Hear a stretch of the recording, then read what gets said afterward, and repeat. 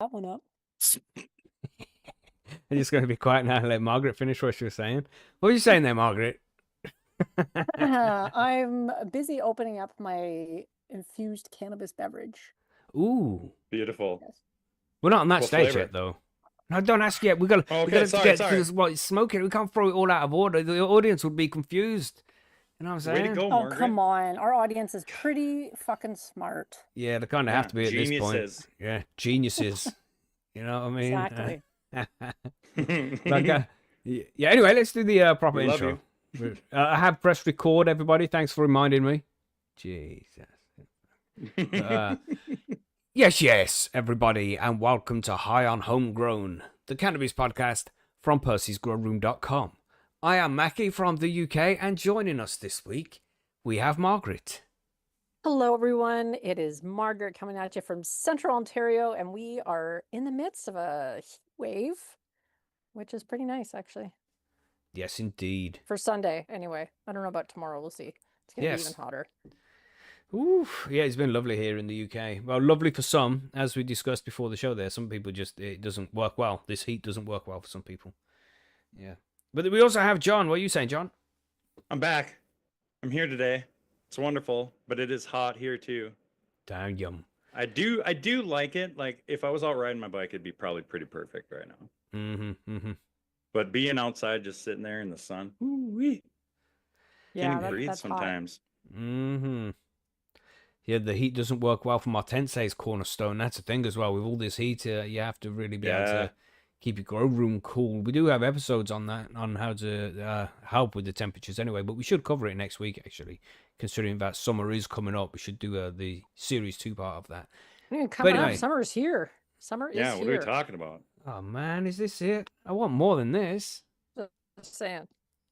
We've got to have like 6 weeks of summer left, right? Yeah, it just started, like today.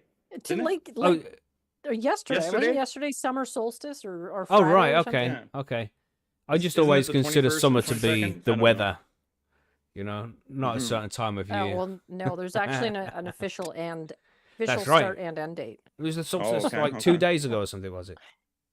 I think it was yesterday, or maybe the day before. I mean, if we're going off of just how warm it is outside, like middle of May was 90 degrees here, or whatever that works out to be, 30, 29, I don't know. Yeah. Something like that.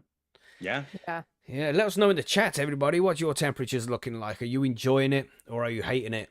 Oh, let us know. But I think it's fine. I like it. Billy isn't with us today. He's not feeling too good. He's just had some issues. He's in the chat. You know. He is in the chat, though. He's in the chat there. I don't know if Billy wants to tell you what's wrong with him, then he can put it in the chat. But, you know, I wouldn't like to dip into his personal details and his sexual activities. So I don't want to tell you what he caught this time, you know. Anyway, Did he go on vacation again? Yeah. Traveling abroad. That's right. But anyway, what else are we saying? What news are we covering? We've got some interesting news. We're going to take a break from, because, you know, it's been a mad week for news this week in the real world, everybody. I'm sure you've all noticed. So we're going to ignore all of that. We're going to talk about some cannabis news. You know what I'm saying? Fuck. The world's gone fucking crazy, man. It's good to just not look at it for a couple of hours, you know? But what we have here, we have 6 news articles today. We got work underway to reclass chemical found in cannabis. That's from the BBC News there, and, you know, I'm just a little bit suspicious of this one. Father accused of murdering baby daughter lied about cannabis use. So another one of these ridiculous, you know, ad hoc ergo propter hoc kind of things. Correlation does not equal causation. And we'll wait till we get to the story before we go off on the fucking rants and that one. But what a lot of bullshit. Cannabis companies should have warned customers, says lawsuit. Dun, dun, dun. Stay tuned for that one. It sounds exciting. Cannabis withdrawal associated with increased risk of transfer to psychiatric intensive care following admission to hospital. So they've been pretty precise with that title. You know what I'm saying? I feel like that's going to have a lot of good names in it for Margaret. Yeah. Oh, fingers crossed. We also have Texas becomes the 40th state to legalize medical cannabis. Woo woo. We should have a little Okay. sound to play there or something. Some woo. Yeah, I you don't need know. like that air horn. Ooh, Pew, wait, pew, do I have one? pew.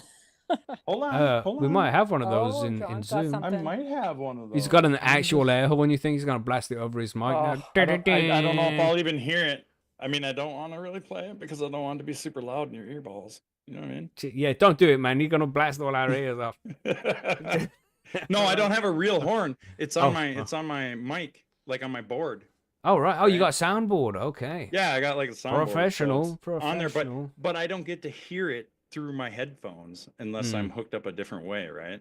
Yeah. So I have no idea if it's even working when I do it.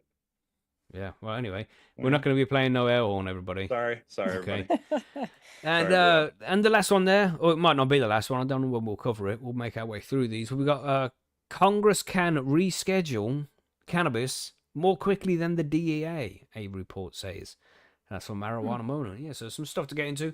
And for the grow guides, we're gonna just talk about what we were gonna talk about last week, but you know, John wasn't here. It was just me and Margaret, so we just did the news last week, and we kept the grow guides for this week. So we're gonna be talking about breeding cannabis and that kind of shit. Sorry. So yeah, that's all good, John. It's all good. Father's Day and all that. I see. I see you. Yes, it was Father's Day. So since I wasn't here, happy Father's Day to everybody last weekend. Mm-hmm. Yeah, it was a good week. I got some whiskey.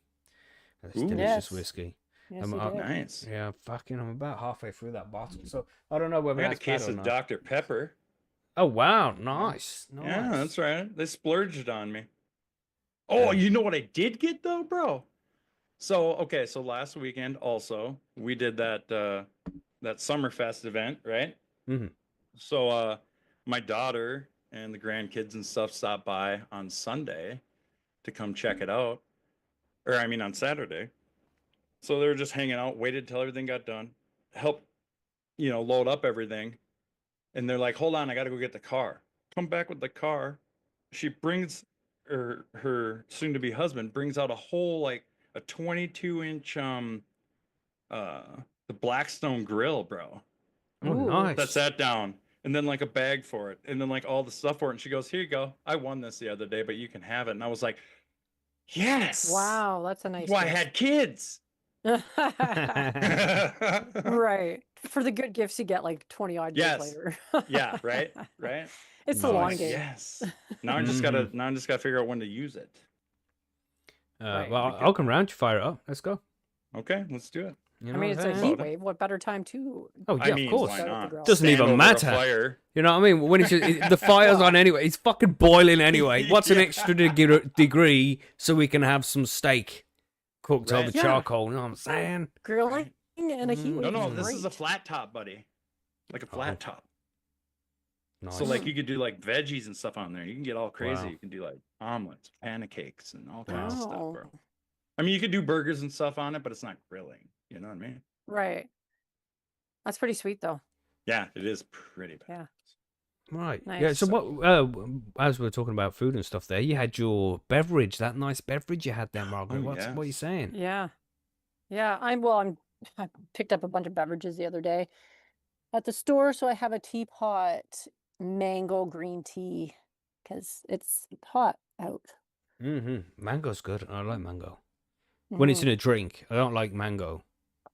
Only the drink version. You don't like mango by itself? You don't like mango? Mango No. is Really? phenomenal. No, I don't So think so. good. Anyway, it's grapefruit. The one.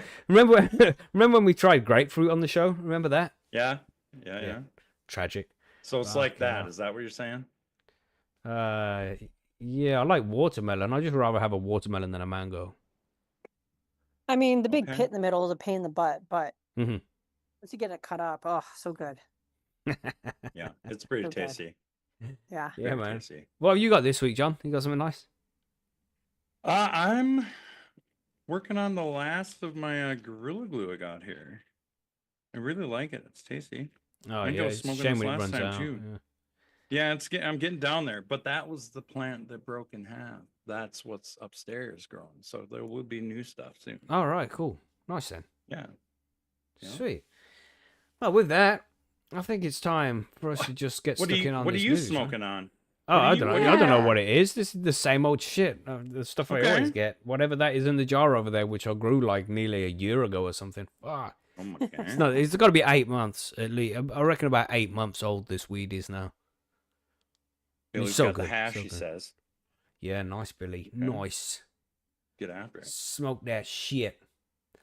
Yeah, well, I think we with that. Are we ready to which one should we get to first? Let's go to the that one. That's right. Let's go to the news. Are we ready? Mm-hmm. Hell yeah. Let's do it.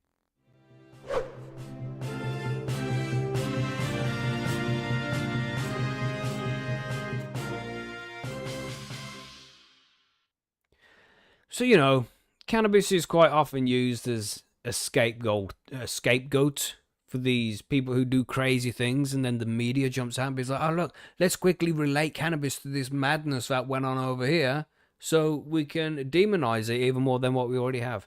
And that's what we have here, in my opinion. And this is a trigger warning. We'll give you a trigger. This is a tragic story here. So, and it's about a young kid being killed. So just bear that in mind. If you might want to skip forward 5 minutes, or if you're listening live, then just go grab a drink or something. This is fucking shocking, man. Father accused of murder lies about cannabis use. We have a father accused of killing his baby daughter has admitted lying to police about his cannabis use the night before, causing her catastrophic injuries, a court heard. Everly Strout died aged 1 after excessive and severe shaking when she was just 5 weeks old led to brain and bone injuries. Everly, or Everlay, I'm not sure how to pronounce that, who was born on the 13th of March 2021, spent more than a year in a vegetative state before she died 14 months on the 27th of May 2022. Thomas Holford, 24, and from Ramsgate, had denied murder but pleaded guilty to manslaughter in his trial at Canterbury Crown Court, claiming he cannot remember what happened.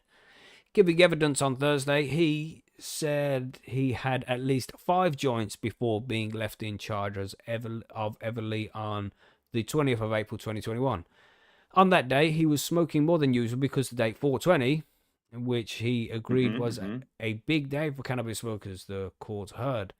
When police arrived at the address in Walwood Road, Ramsgate, where Holford, then 20, lived with his then 16-year-old girlfriend and her parents. Don't cut in, John. All right, let's carry on with the story. Gosh, they discovered a cannabis grinder and joint butts next to a milk bottle in his bedroom. He told police that he had not smoked cannabis since 10 a.m. the previous morning, which he has now accepted was a lie. Prosecting Eloise Marshall KC asked, when the police asked what you'd smoked, you lied. Yes, Holford replied. That's going to be prosecuting, but just spelt wrong, right? I think they, I think so. Yeah, it just prosecutor. It should be prosecutor. Yeah, or prosecuting Eloise Marshall KC asked. It's got to be prosecuting. Just spelt wrong. It's the BBC. You expect better from the BBC with the amount they charge for license fees. But anyway, yes, Holford replied. Asked why, he added, I'm trying to project an image of something that is better than reality. He also suggested that he had done it to protect his girlfriend's family, who were aware of his smoking but believed it was for medicinal purposes, the court heard. Jurors were also shown text messages he had sent to a contact in a bid to buy more drugs because he had the little one on my own tonight and was going to be stressful. The trial continues. And that's the end of the story. But That's fucking dark. Yeah, That's some dark shit. That baby's cute. Ridiculous. It's where do you even go with this? It's like just you're blaming cannabis just like that. Oh yeah, I only did it because it was super high.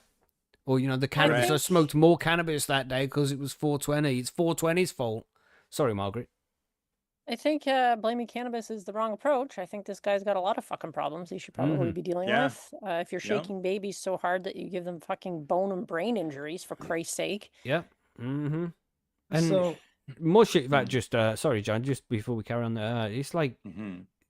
what's a 20-year-old guy doing with a 16-year-old Also girlfriend that. and living with her parents? Like, parents, Also bro. that. Bro, and you say parents, so that's both parents. That's otherwise it would have been their mother. You know, don't put it down to one parent, but this is two parents. That's mom and dad at Right. home.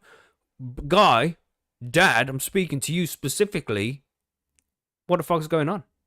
So she was Mm. 15 at least when they got together too. I didn't even do the Right. maths on that. Fuck's sake. Yeah, for real. And he's 19. Wow, Yep. bro. Yep. Anyway, if that was my kid, you'd see me in the news. I tell you. That's right. Oh, fuck Yeah. yeah. Sorry, John. You were going to say something. No. I think we pretty much covered it. I think. I Mhm. mean, it's just crazy that this shit happens, Yeah. and then it's also crazy that they're trying to blame it on just that, on cannabis. Yeah, that's it, and it just guilty by association. It's nothing to do with the guy Right. consuming cannabis. Nothing to do with this guy. Obviously, this guy's fucking Right. wrong'un, as we call him. And, Mm.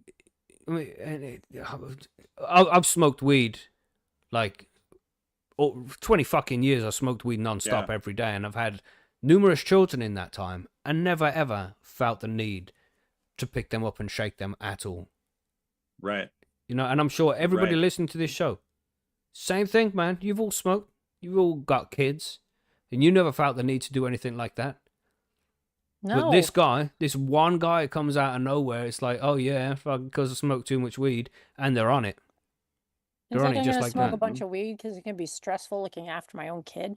And Mm-mm. if you look at this other Right. picture with the baby bottle, like first of all, his joints look whack, but then it also looked like the fucker like was clipping his fingernails. If you look over, over above there on the Jesus. right, yeah. Thanks, Margaret. Good Thanks eye, for pointing Margaret. that important fucking detail out to Oh, us. Shit. like Yeet. Jesus Christ. So here's another one. Not only did he have a 15-year-old girlfriend who he got pregnant, not only did he shake a baby to death, but he clipped his fucking fingernails and left them on the laptop. Gross. Wow. Yeah, It's this like- guy's got a lot of problems. Yeah, this guy's fucked, man. Jesus. Yeah. Wow. And look, it looks like they're roll-ups they are. Like handmade cigarettes here Wow. in the UK, so they're roll-ups with filters in. Is he just scraping the fucking tobacco out of these, ripping them open? So, because it looks like that's what's been going on with that one there Yeah. on the mouse pad. Jeez. It's all sketchy. So weird. I'll just put it on the screen so you can all see it. Everybody know what we're talking about. See here? See here where the fucking... Here, look There's at the- here. Here's the toenail That's clippings. nasty. Toenail clippings there. Here's Nasty. Oh some my god, who the Yeah, just what leave kind him of there. savage does that, man? Like all this Wow. shit's right on top of his laptop. Yeah, like what the hell? Wow. What? And, you know, and this is going on. Again, I'm going back to the dad. Like, this is going on in your house around your 16-year-old daughter. This is your 16-year-old daughter's boyfriend. What was going on there? What's the dynamics of this? Weird, man. They're probably out of their Yeah. mind too. Yeah. Tragic story, Yeah. man. And I think it's Yeah. just disgusting how they're trying to bring cannabis in as if cannabis is in any way at fault or to blame for what has happened here. Right. Yeah, like I mean, was he just trying to score weed or was he trying to score something else? Hmm.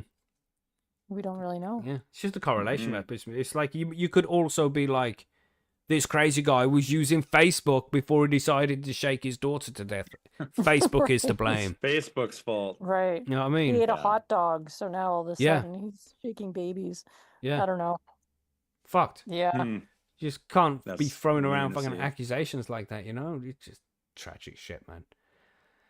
Anyway, Wow. let's talk about another one. There's that. You want Yeah, something to... a little more positive. Perchance. Do we have any of those? I Well, don't let's know. let John go. Yeah, we've got one there. Let's talk about Texas Which one you wanna becoming the do? 40th Texas? state to legalize medical cannabis. Let's do that one. All right. Let's do that. Texas becomes the 40th state to legalize medical cannabis. I know somebody was talking in chat about this. I don't know how sure that person was about this. Said they didn't legalize it, but apparently this says it does. So anyways, on Saturday, Governor Greg Abbott signed a medical cannabis expansion bill, HB 46, into law, making Texas the 40th state to legalize cannabis for medical use. Yay! Yeah. Where's the button? Damn it, we got to test that. Was that not good Maybe enough? do Was that that on the was smoke that break. not convincing? That was pretty. That was It pretty was good, but man. it was like an Yeah. air horn with a UK accent, so you know. Bah! Bah! Thanks for that, Oh, Margaret. boy. We call it Yep. we call that a bugle. Right. We're the foxes. You know what I mean? Yeah. Okay. Let's continue on here. The final version of HB 46 includes several improvements to the Texas Compassionate Use Program, TCUP. Previously, TCUP was an extremely limited, restrictive, low THC medical cannabis program that didn't meet the marijuana policy project standard to be considered a medical cannabis state. So they're talking like what? Like just a little bit of THC and CBD. Is it or one of something? those, less than I don't 3% know. kind of thing, probably? Right. Excuse me. But I guess that's why some people are saying in the chat that it was already legal, but they're just saying it was already legal, but it was like super low Right. THC, I guess. Right. I mean, like that's. Anyway. Oh no, it says there further on right? in the article there, John. It says the bill replaces the current limit of a 1% THC by weight.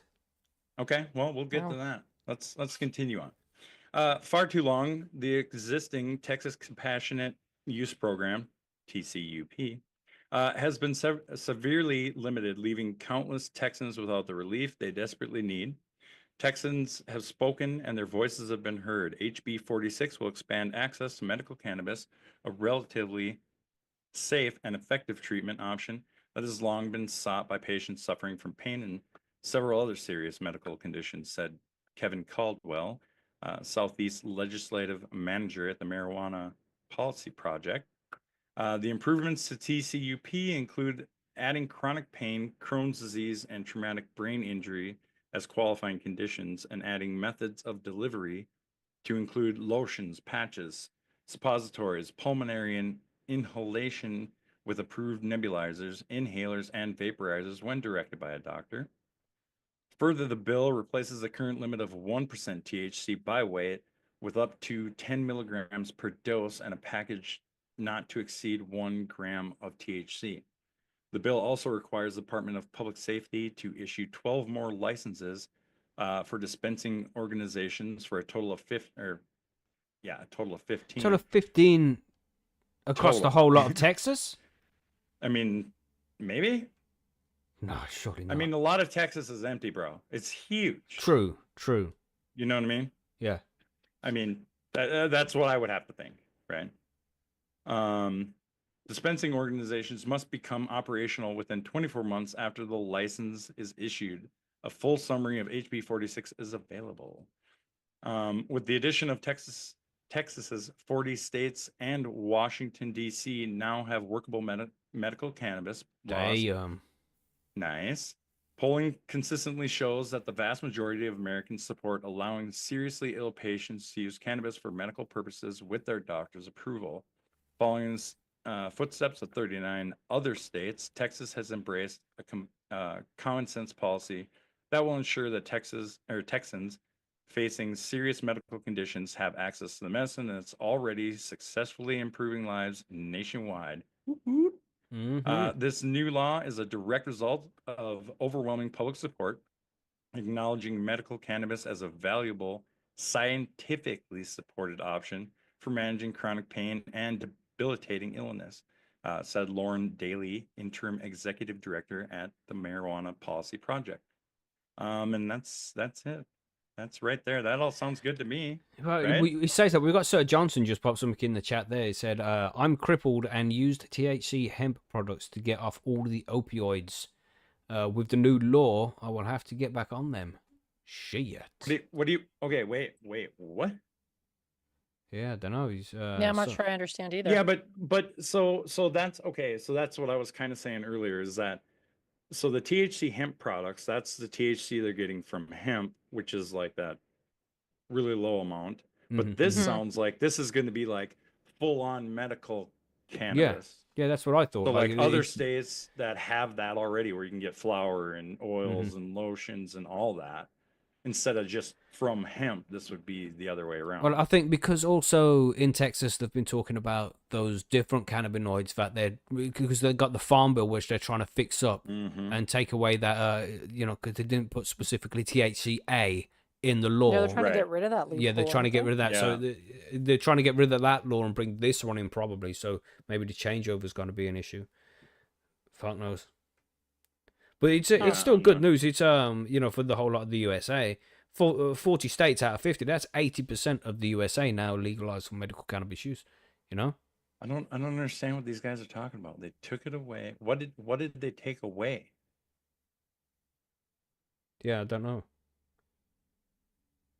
Yeah, anyway. It's not the same plant though. Like hemp and actual cannabis that has THC in it is different. Yeah, well, it's all cannabis plants. It's just different varieties of it. It's like the ruderalis is different. Yep, there you go. Thank you. Yeah. Specifying that. Okay. That's what we're saying. With the is this the same bill, or do they have a different one? So maybe that's it. Maybe it's the same bill where they're legalizing it for medical use, but taking away all of these loopholes that were left out in the previous one.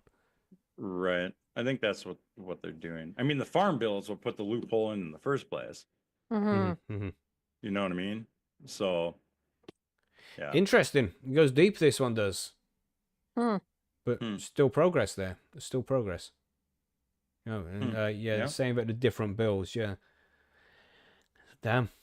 I hope this guy doesn't have to go back to opioids, man, because that shit is legit poison. Yeah, nobody wants that. Mm-mm. Get out of that. That's no good. Hey, good luck, man. I hope you're growing your own or something. Yeah. Yeah. So let's go on to the next one. What do we have from you this week, Margaret? You want to cover one of yours? Yeah, sure. Which one? Fuck, is there any good news here? No. I was trying to find one that was kind of happy, but let's try the King's College London cannabis withdrawal associated with increased risk of transfer to psychiatric intensive care following admission to hospital. That's a long title, that is. Sounds pleasant. Cannabis users with acute mental illness admitted to psychiatric hospitals are at increased risk of being transferred to the psychiatric intensive care unit as a result of cannabis withdrawal syndrome. What? Wow. And this is one thing. This is ridiculous because what they're saying is being without weed sends people to the psych ward. Yeah, so which is it? Yeah. No, so if people just kept up a constant supply, they'd be fine, right? It's running out of weed about the issue that brings the issue, right? Yeah. That's what I read from this. Sorry, yes, Margaret. Sorry. Yeah, the research published in JAMA Psychiatry, which is the journal of something, highlights the often overlooked effects of CWS compared to withdrawal from other substances which are already routinely diagnosed and treated. Researchers suggest that improved assessment and treatment of patients for CWS, which is cannabis withdrawal syndrome, could have immediate impact on reducing the number of people being transferred to the PICU, which was the psychiatric intensive care unit. CWS typically leaves a user feeling agitated, irritable, and potentially aggressive, with symptoms peaking 3 to 5 days after last use. These symptoms can be exacerbated in people with mental illness. Researchers wanted to establish if there was an association between CWS and admission to the PICU following admission to a standard psychiatric ward. They obtained anonymized patient data from the South London and Maudsley NHS Foundation Trusts for PICUs. Then they reviewed patient records to clarify if they were using cannabis prior to admission. They found that of the 1,236 cases of a patient being transferred to the PICU following admission to a general ward, a greater proportion of cannabis users, 31%, than non-cannabis users, 24%, were transferred during the cannabis withdrawal risk period, which is 3 to 5 days after admission. The effect was particularly prominent in women who are known to experience more severe cannabis withdrawal symptoms. Dr. Edward Chesney academic clinical lecturer at the Low PPN resident psychiatrist at South London and Maudsley NHS Foundation Trust. And the study's senior author said, our study found a It's a clear bit of a title, that is, association. isn't it? Jesus. I know. These people love titles. Our study found a clear association between cannabis withdrawal syndrome and an increased risk of being transferred to the psychiatric intensive care unit in patients with mental illness. While it would require further research to confirm, we could see an immediate impact on the number of transfers to PICU by screening and treating cannabis users with medications to reduce symptoms of cannabis withdrawal. This would improve patient welfare, ward safety, and ease pressure on overstretched PICUs. Dr. Aliyah Malik, the first author of the study, who works as a foundation doctor at Somerset NHS Foundation Trust, said, there is some evidence from clinical trials that cannabis-based medicines can be used to treat CWS. If you slowly reduce the dose over a week, you can reduce symptoms like insomnia and agitation. These trials are completed in otherwise healthy people, so we need to make sure that this approach is also safe in people with acute psychiatric conditions before putting it into clinical practice. Wait Wait, a what? minute. Wait, what? First of all, I just want to say, next time we see this, just throw in there, Yeah. instead of saying the letters, say pick you. See how that runs right off your tongue? Pick yous. But besides Yeah, that, so I guess, but that's the your end of this critique of the says- article? Yeah, no, yeah. the Come the on. end of this says that was that this flawless. was like in normally or normal people, right? Like basically healthy people. But up above it says like this happens to people with mental illness, right? Yeah. And then they're talking about, hey, people can get this, but why don't we just give it to them a little bit at a time to make it so it's not so bad when they stop? So they're basically saying they're just like reducing their intake, gradually Yeah. reducing their intake. Yeah, like some kind of Weaning them tapered off of it. withdrawal. Yeah. Yeah. So they Also, don't have. The percentage differences there doesn't seem to be a lot to me. 31 to 24, Yeah, it's only 7%. you know, of who had it, you know? And there's other Yeah. scenarios that What? you have to throw in there as well, you know? Yeah. Like maybe some of those other guys just didn't admit to using weed, so it was okay, you know? Mm-hmm. Because this is the UK. You're not supposed to be using it, are you? Right. Right. I really, actually, now that you mention it, I really don't get that whole thing where there was like otherwise healthy people, because I thought this whole study was on people who were in the psychiatric ward and then being transferred to the PICU. There you Yeah, go. that's what I thought. was for So you. see, that sounds beautiful. What's the PICU? That's what The- it is. the That's what it's called. PICU. I know, I'm just taking the Oh. piss. You son of a- Psychiatric intensive care unit. That Yeah. henceforth shall be known as. Yeah. But So yeah, what- it kind of makes no sense to me a little bit. I don't know, man. It's when you run out of weed, because it was the same for me. It was one of the reasons why I quit smoking the way that I did. Was I was just sick of feeling as if I was being controlled by, I just didn't have a good relationship with cannabis. After a couple of hours without having a joint, I was not a nice person to be around. I was angry. I was short fused, still am now, so I don't really know why I'm saying this, but it was definitely a factor that I noticed and especially on those times where you'd run out and, when you smoked every day for months and months and months, and then you run out of weed. Those few days after where you're trying to find weed from somebody, they're not comfortable days. You can't eat right, you can't sleep right, you're easily irritated. So many things become an issue because you have this cannabis dependency. And whether that was down to the tobacco being in the joints or just the cannabis itself, I'm not sure. But I'm just telling you what my experience was, So, you've really... I think Kind of for the some same thing people, with coffee and caffeine too. well, though, right? anything that you gain some Yeah. kind. Well, with cannabis, the cannabis, the THC is not necessarily addictive, but I think it's just more like I don't know, the escape, the endorphins or something, rather than the actual addictive compound like caffeine's addictive or the way Right. nicotine's addictive. That it's a different kind of addiction compared to just loving weed. Well, I don't know. Okay. So, and I found that when I did run out of weed, then I was, just difficult to be around. And then I'd smoke and everything would be fine. So and that might be the case for many of these people here. You know, long time smokers, and then they run out, easily irritated, and then they Oh, get for angry. sure. Yeah, you if know? you're smoking a lot all the time and then suddenly you Mhm. don't have it anymore, it's not habit forming like something like nicotine, but Mhm. it becomes a ritual that Yeah. you've Right. incorporated into your life. So yeah, I can see that I just for I sure. just don't see it sending people to a psych ward though. Depends what I mean. There's lots of people who are going to get angry and do crazy things when they quit smoking, but not to the extent where they go to a psych ward. But some of those will be caught doing the same things by particular people, and then would go to the Right. psych ward because they're just not acting rationally. Although were these people, Right. they weren't necessarily in the psych ward because of weed. It was No, just yeah, cannabis withdrawal symptom was a component was of. they've done something else, Yeah. and because they've Mhm. done that, they've checked when the last time they smoked weed. Like I quit smoking Yeah. like 2 days ago, and that has been a factor or something. You know. Yeah. Yeah.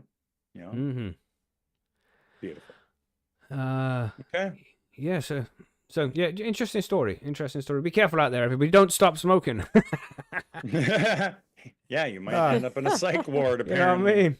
Gosh. Jesus. We got another one from the BBC. Let's look at this one here from the UK, everybody. The BBC again, and I just saw this, and it's just a short article, but it just made me skeptical because you know me. I know I'm not a conspiracy guy or anything. No. No, absolutely not.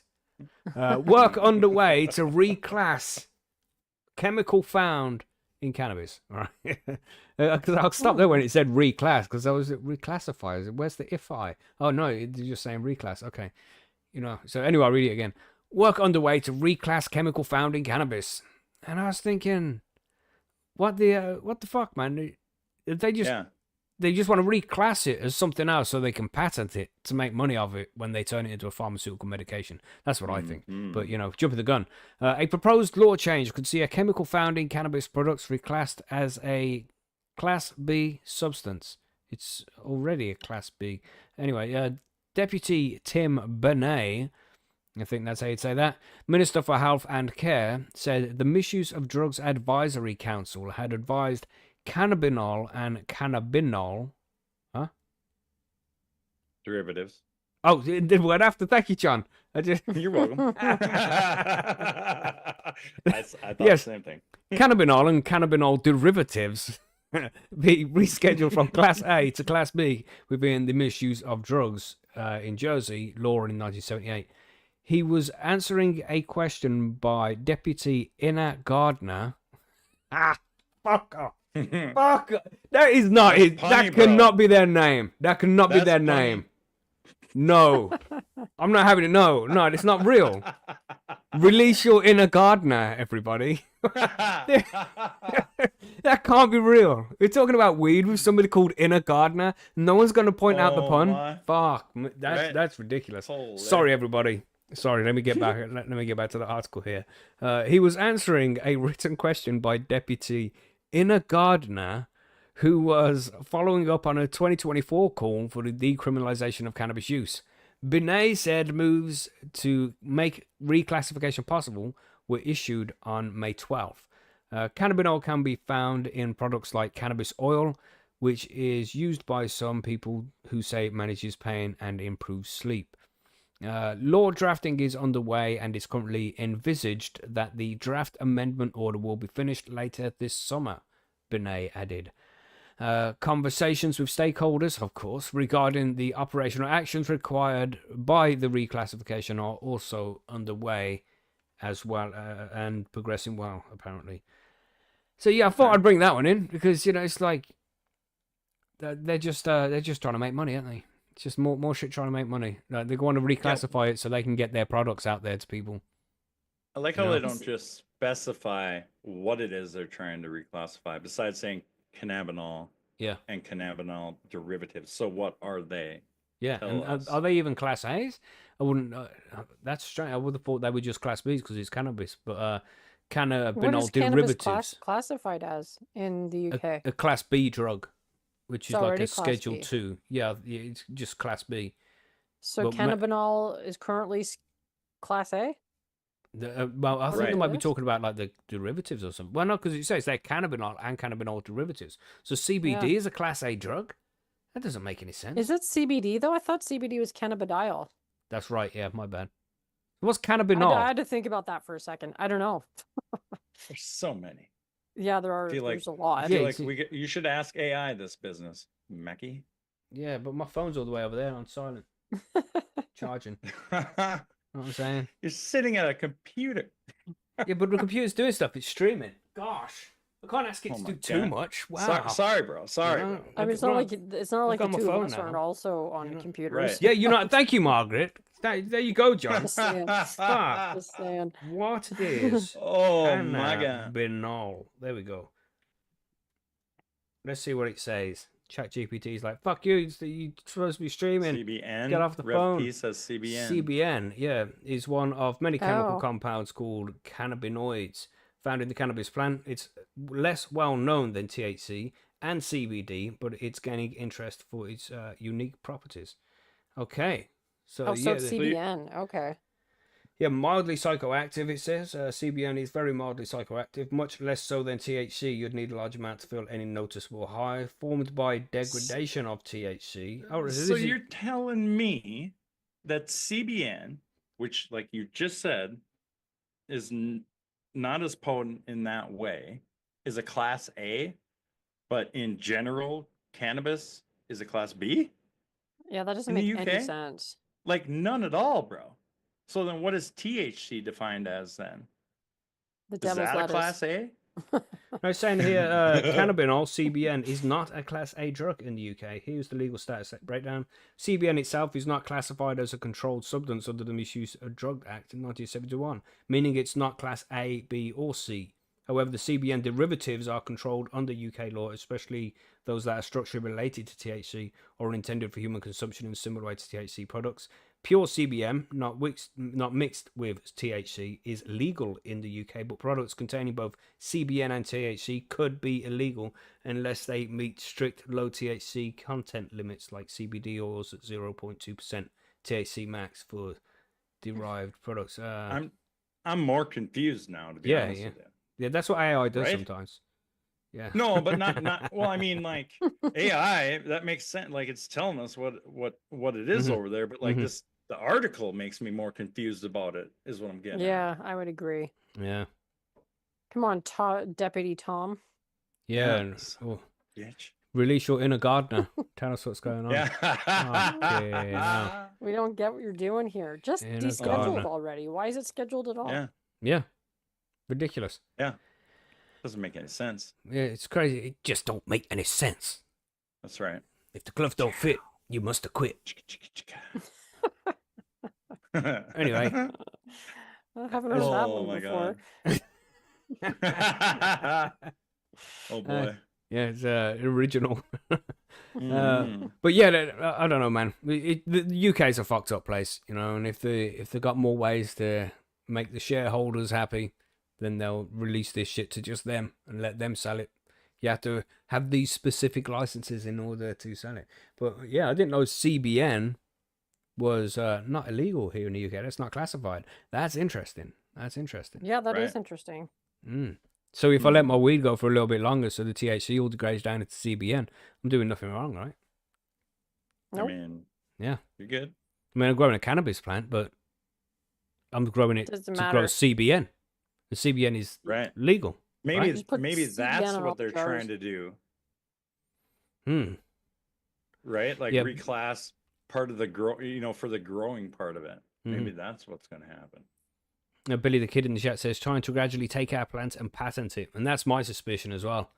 They're just going to try and make synthetic versions of all the compounds in cannabis so they can patent their synthetic version and make that the chemical. Like, oh, this is completely safe. We made this in a laboratory. Like It's the safe and isolated effective. compound. Right. You know? Oh my Jesus. Yeah. Anyway, interesting story, I thought. Let's see what happens. We'll keep you all informed, obviously, everybody, as things progress. But John, what are you saying? We got another one from you. You want to hit that one? Yeah. So from this one's from Marijuana Moment. Lawmakers could reschedule marijuana with greater speed and flexibility than administration officials, congressional researchers say. There is another title. I will read that one to you. Congress can reschedule cannabis more quickly than DEA. So, I mean, the other one is a little bit long. Same gist. Here we go. Amid a stalled marijuana rescheduling process that's carried over from the last presidential administration, congressional researchers are reiterating that lawmakers could enact the reform themselves with greater speed and flexibility, if they so choose, while potentially avoiding judicial challenges. In an in-focus brief, a brief published by the Congressional Research Service, CRS, last week, and now analysts provided an overview of the different mechanisms through which scheduling actions can be implemented, noting the limitations of the process that the Biden administration initiated and that the Trump administration has since inherited to move cannabis from Schedule 1 to Schedule 3 of the Controlled Substances Act. Now, I'm going to stop there for a second. I don't know why they're just not doing it this way anyways. This would They be, can't do it the easy way, it right? would be, it's got, I mean, How are they going to make money? There's no question, right? Well, okay, I get it. Taxes. I get it. Yep. Yeah, but we get to charge taxes for Sorry, I longer, blew don't up. Yeah, we? yeah. Give Well, a couple I of mean, like, thousand people jobs one for or the 6 other months does rather it- than 3. Yeah. I mean, yeah. Okay. You know how they roll, All right, these government folk. Yeah. Moving on. There are two ways in which substances can be scheduled under the CSA. Congress can schedule substances by enacting legislation, or the Attorney General, in conjunction with the U.S. Department of Health and Human Services, or HHS, can schedule substances via an administrative process laid out in the CSA, CRS said. They love their Sorry. acronyms. God dang. For this report, which is an update to an earlier analysis CRS put out last year, researchers detailed various instances where Congress has stepped in and made a scheduling decision, such as the federal legalization of hemp under the 2018 Farm Bill. Congress placed numerous substances in Schedule 1 through 5 when it enacted the CSA in 1970, it says. Since the CSA's enactment, most subsequent scheduling changes have been made by DEA via the rulemaking process, but Congress has at times enacted legislation to schedule controlled substances or change the status of existing controlled substances. There are several reasons why Congress might decide to schedule or reschedule substances via legislation. It says, for instance, compared to administrative scheduling, legislative scheduling may offer greater speed and flexibility. Administrative scheduling under the CSA proceeds via formal rulemaking, which generally takes months or years to complete. We're like years into it now. In making scheduling decisions, DEA is required by statute to make certain findings with respect to each substance's potential for abuse and accepted medical use. It continues, DEA scheduling orders other than temporary scheduling orders are subject to judicial review, including consideration of whether the agency properly applied the relevant statutory standards. To that point, it did take 11 months for HHS under the Biden administration to complete its review into cannabis and make an initial rescheduling recommendation. DEA then completed a separate review before the Justice Department formally proposed moving marijuana to Schedule 3. But even then, there have been months of delay in the administrative hearing process to potentially finalize the rule. It's pretty long. You want me to keep going? No, we'll kind of get Because it. If you, I mean, it's- is there any more important information in it? I don't. I don't think so. No, I think it really just talks more about which way is potentially, going to be faster. Mm-hmm. So what do you So think? Congress Sorry, would be Margaret. faster. So why don't I they would just think Congress would be faster. just do it already? You know, just do it Yeah. already. Ah, Yeah. Well, I mean, like, so you're talking 11 months it took for one part, and then other, many more months for the DEA to come and say, okay, we could probably do this. But then it's still got to go to a judicial review, which another person has to then say, oh, well, DEA, I'm not sure if you did it right. We should look at this. mhm, Like, mhm. whereas Congress could just have a vote and it'd be done. Right. Right. So, And I I- guess I if there's think- any amendments, it would be made at that point or during that Right. process. right. And I mean, it's there's a bunch of research out there already. I don't understand why it takes 11 more months to do more extra research. It's And crazy then- how yeah, to slow decide things whether move. or isn't not. it? Yeah. So mental. Lame. Mental. It is lame. It would be. It should just. I mean, like if the new president had come in and just said, "Hey, Congress, you guys need to do this. What, you guys have got a new DA doesn't need to president? do this." Yeah, I mean, I didn't know. When did that happen? yeah.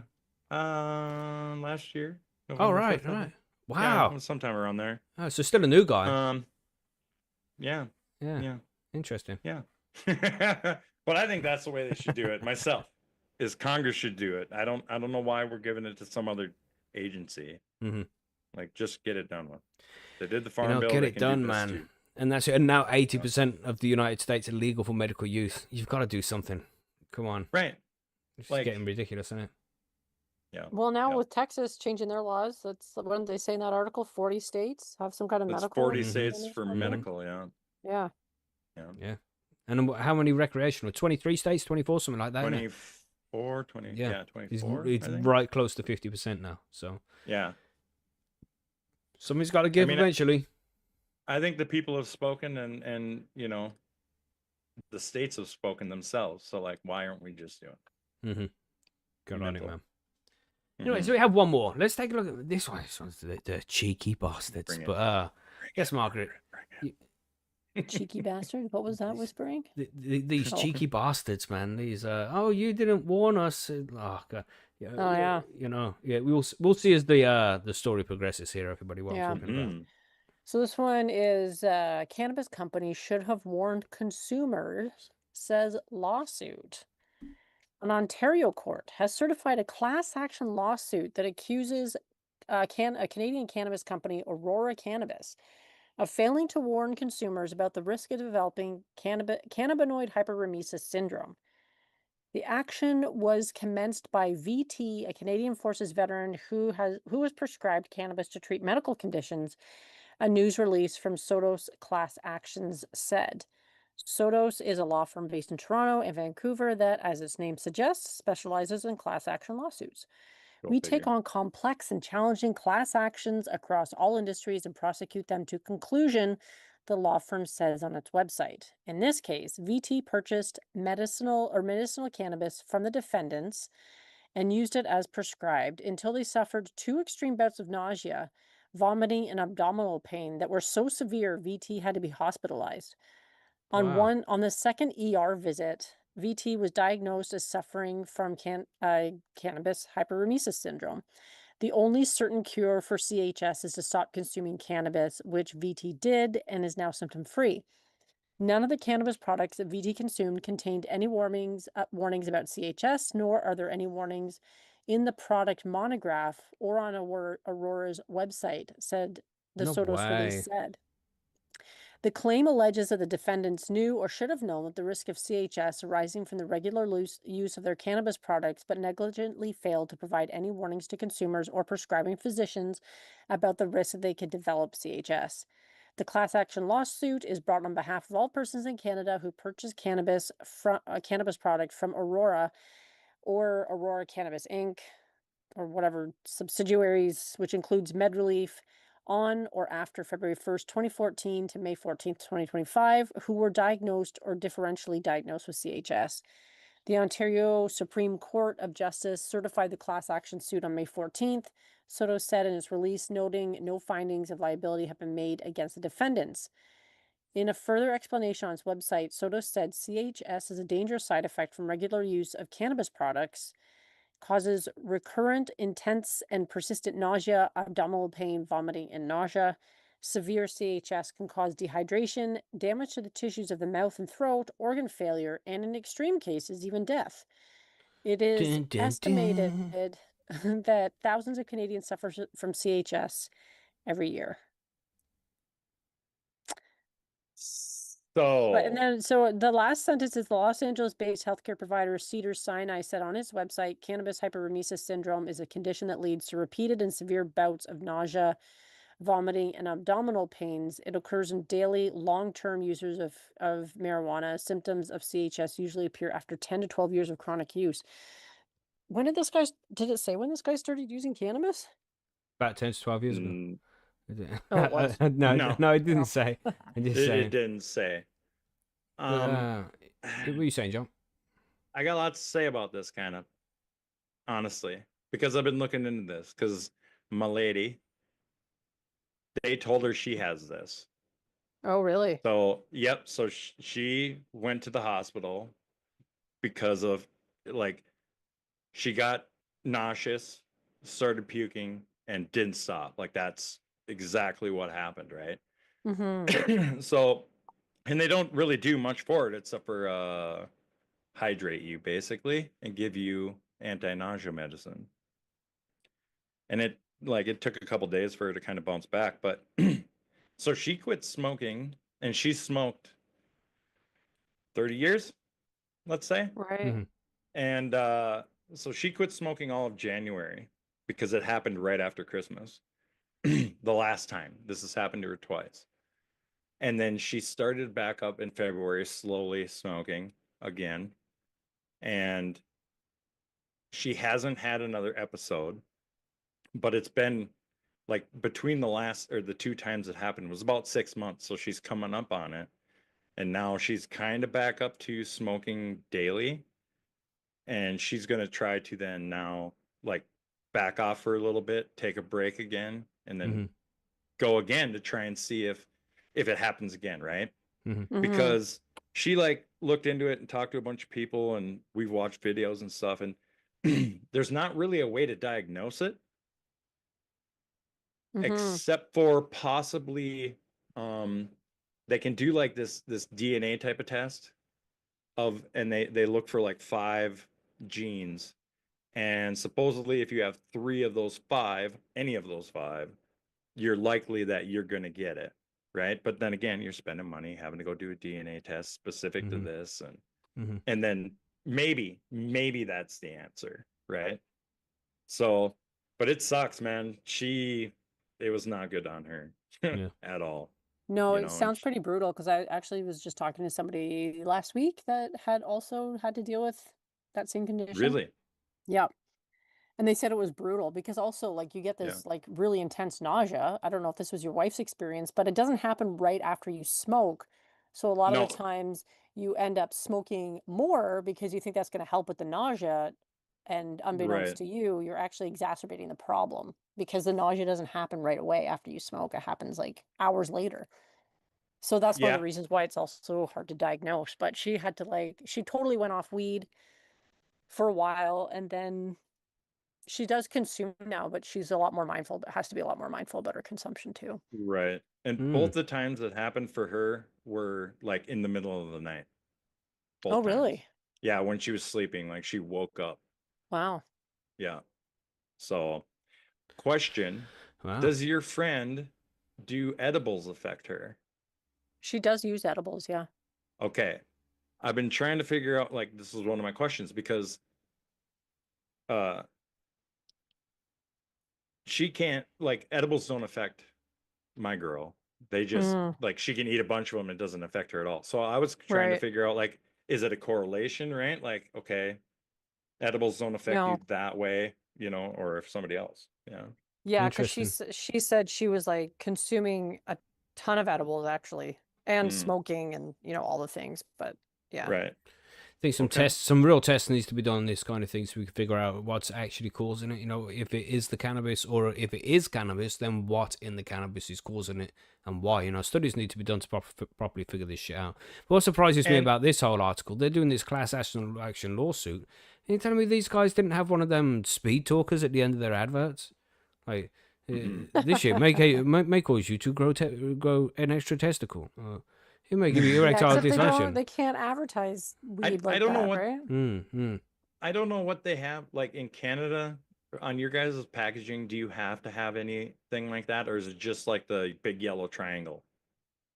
There's like a big like a THC symbol Okay. in let me see, I'm looking at a can right now. There's a big red THC symbol.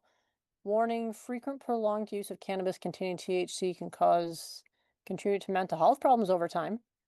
Okay. And then there's more. daily or near daily use increases the risk of dependence and may bring on or worsen disorders related to anxiety and depression. That kind of sounds like what they have here too. You know, I'm just curious as Yeah. how it is up there for you guys for your packaging and stuff. Yeah, so I guess there are warnings. Nothing specific about CHS. Hypermesis. CHS. It's very rare from what I'm finding. This makes it sound like it's a lot more people having it. Well, then why aren't you doing the studies? Is my question. Right. You know, if you know that this is something that's happening, why isn't this happening? Another note, this didn't or wasn't started to become recorded or brought up to anyone until like around what, 2008 maybe 2005, Like I think. CHS was sort of an unknown before that. Right.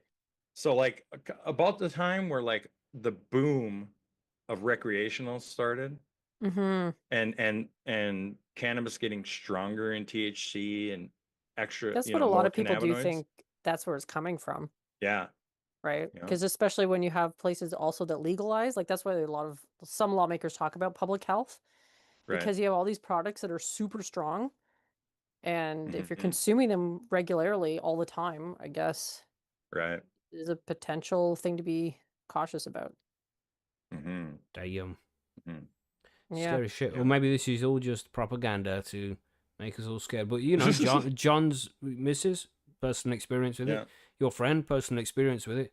So you know, it makes it even more believable then when you know actual people with actual cases. You know. Right. And I mean, we all know collectively probably thousands of people that smoke, right? Or use. And we've heard of 2 people that we know of that had it. Right. You know. Yeah, it's still So uncommon. it's very uncommon. So because I know like the person that I know was consuming a lot. Like she was a heavy user for sure for a long time. Wow, yeah. But interesting, but I guess it does beg the question, should Aurora Cannabis have been warning medical patients in particular? Because this person named in this article, VT, was a medical patient. You should be making the patients completely aware of all of the potential side effects. Right. Even if it's likely to be uncommon, but yeah. But you know, so judging from this episode here, you have to make your mind up, everybody. You either have to continue smoking a lot of cannabis to make sure you don't end up in the psych ward, because when you quit, you got more chance of ending up there. Or you need to quit smoking to make sure you don't get the hypermesis syndrome. Which one is it gonna be? Shoot, you decide. You know what I'm saying? But fuck. But like you say, I think this cannabis hypermesis, it's a very rare thing. And there's still not enough studies done on it. I've heard people say that it could be down to the neem oil and things like that. Maybe some pesticides on it, some chemicals. There's other things that could be taken into consideration. Yeah, this was the homegrown which she was feeling unwell from, is it? Yeah. You see, yeah. And then, of course, I'd like to see some other studies given to me about it. Oh yeah, this is your fault, John. You and your dodgy weed. You goddamn weed at home. Yeah. But yeah, just take care, everybody. And if you are suffering any of those symptoms, then you know, find some help, man. Don't suffer alone. Ask for help. You know, you can ask for help over a post. If you feel like that could be happening to you, go in right away. Don't wait, man. Yeah. Because it's not good. Yeah, it sounds pretty awful, actually. Yeah, that's right, and that's it. And seek actual medical advice as well. You know, if you head over to Percy's, it's gonna say, you know, go over to Percy's and get some help over there. But we would all just inform you. You know, you need to really go see a doctor about that shit. You know, like an actual doctor, not somebody who's got a doctorate in computer science. Not that doctor. You need to go see an actual doctor. You know what I'm saying? Yeah. Nicholas Haggy in the chat said, "I'd rather die." You know, that's right. You do you, man. You do what's good for you. Not really any forum news. The Plant of the Month entry closed yesterday, so I'll get the poll up tomorrow, and we can all vote on which one we think is the best plant this month. Any other forum news? I don't think so. We got the Patreon session at the end of this week on Friday, everybody, and lots has been going on, so we got a lot to talk about, no doubt. We had a good session yesterday in the Zoom room. Just randomly fired up the Zoom room. We decided we're going to call it the Diddy room now. I don't know why. Viking came up with that. So we just now and again we're just going to open up the Diddy room and chat about controversial things. Viking. Bring your baby oil. Join us for a virtual freak off, please. That's right. That's Yes. right. Yeah. There's funky music in the background and everything, Yeah. So, Viking, sorry. just random things which we talk about, because we like to go off topic sometimes, and it's a shame to only do that once a month in the Patreon sessions. Yeah. Yeah. Because we do have good fun. We have some good conversations. So if you like that kind of stuff, come and join us. How controversial, bro? We don't invite many people because you have to be on a certain level of being able to handle controversial shit without losing it. So not everybody gets invited. We have to know you a little bit. That's what. Not everybody gets invited to the Diddy room. You can't just invite the next guy because he's been on a TV show. You have to make sure that he's cool first. You know what I'm saying? That's why we called it the Diddy room. That's right. That's right. Yeah, only Who especially made the artwork for that room? David Cho. Okay. You know that guy. And I've seen Dave Chappelle speaking of the Diddy room. Dave Chappelle was talking about, I was never invited to Diddy freak off. And you know what that tells me? I'm ugly. What a way to find out you're ugly. Right. Right. Yeah, so there we go. Just keep an eye out for the links if you're over on Percy. Sometimes I'll be like, "Yo, Diddy room's open. Grab your baby oil and come join us." Any other news? Any news on your side there, Margaret? Not really. No, I'm in summer mode. Nice. Although It's I a do good have some mode to be in. interviews coming up, but yeah. Mm-hmm. Didn't I see something that's like the show's anniversary or birthday or something like that? Oh yeah, Probably, it was the 6th year anniversary on Friday. Oh, There cool, you go. because we're coming up to ours as well, or maybe we've just passed it. I don't know. It's June or July sometime. Yeah. Yeah. Mine was June 19th. 6 years ago. Hard to believe. Wow. Congratulations, Margaret. Very nice. Yeah. Thank you. Very good job. Yeah, man. Very good job. I think ours was Should have sang happy 2019 as birthday well. to you when you came in. What's That's what I that? should've done. So I should have sang happy birthday to you when you came in. Yeah, I today. guess I wasn't even thinking about it. Jesus. Yeah, man. So that's everything. Chad Westport in for an interview on Tuesday with a CH Oh, nice. Tuesday. So yeah, come and join us for that. Yeah, man. So if you're free on Tuesday and you're a Patreon, there you go. So that's the Chad Westport one, and then the session on Friday. Join us for that. Keep your eye out for the Diddy rooms as well. But that's about it. All right, I think we're good. Perfect. Ready for smoke break? Yep. Yeah. Let's go. Yeah. So what we're saying? No talking about controversial stuff, John. Yeah. I try not to. I'm pretty. Okay, I lie. Sometimes I do. I'm sorry. I'm pretty non-controversial. No, you're not, bro. You're in the Diddy Who rooms. says who? Yeah, very true. Yeah. Very true. Mm-hmm. Yeah, I need to get a drink. crazy. I'm gonna text the wife first, see if she can bring it Do to it. me. Okay, that's good Do because I it. gotta go get another drink too. I'll be back. Get after it. Sweet, I'll be Okay. here.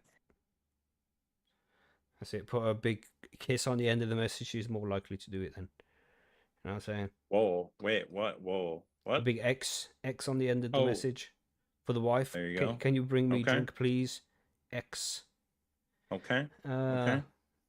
I've got questions that make more questions than anything. They're the questions to have, bro. You know what I'm saying? Yep. They're the best kind of conversations, man. I love it. Yeah. It's a good time sometimes. Okay, most Yeah. of the time. Yeah.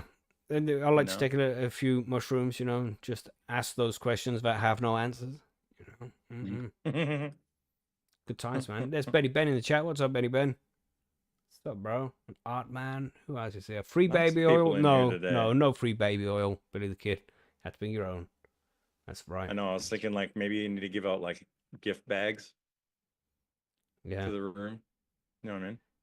Yeah, that Or- guy's is that trial still going on? You think he's gonna get out? You think he's gonna I get think killed? so. I think What do you think? What do you think's gonna happen? Who knows? Who knows? Mm-mm. It's like it kind of went quiet a little bit. Yeah. You know what I mean? There's other Like, it stuff was going on. all You over know. everywhere. Yeah. Yeah. I don't know.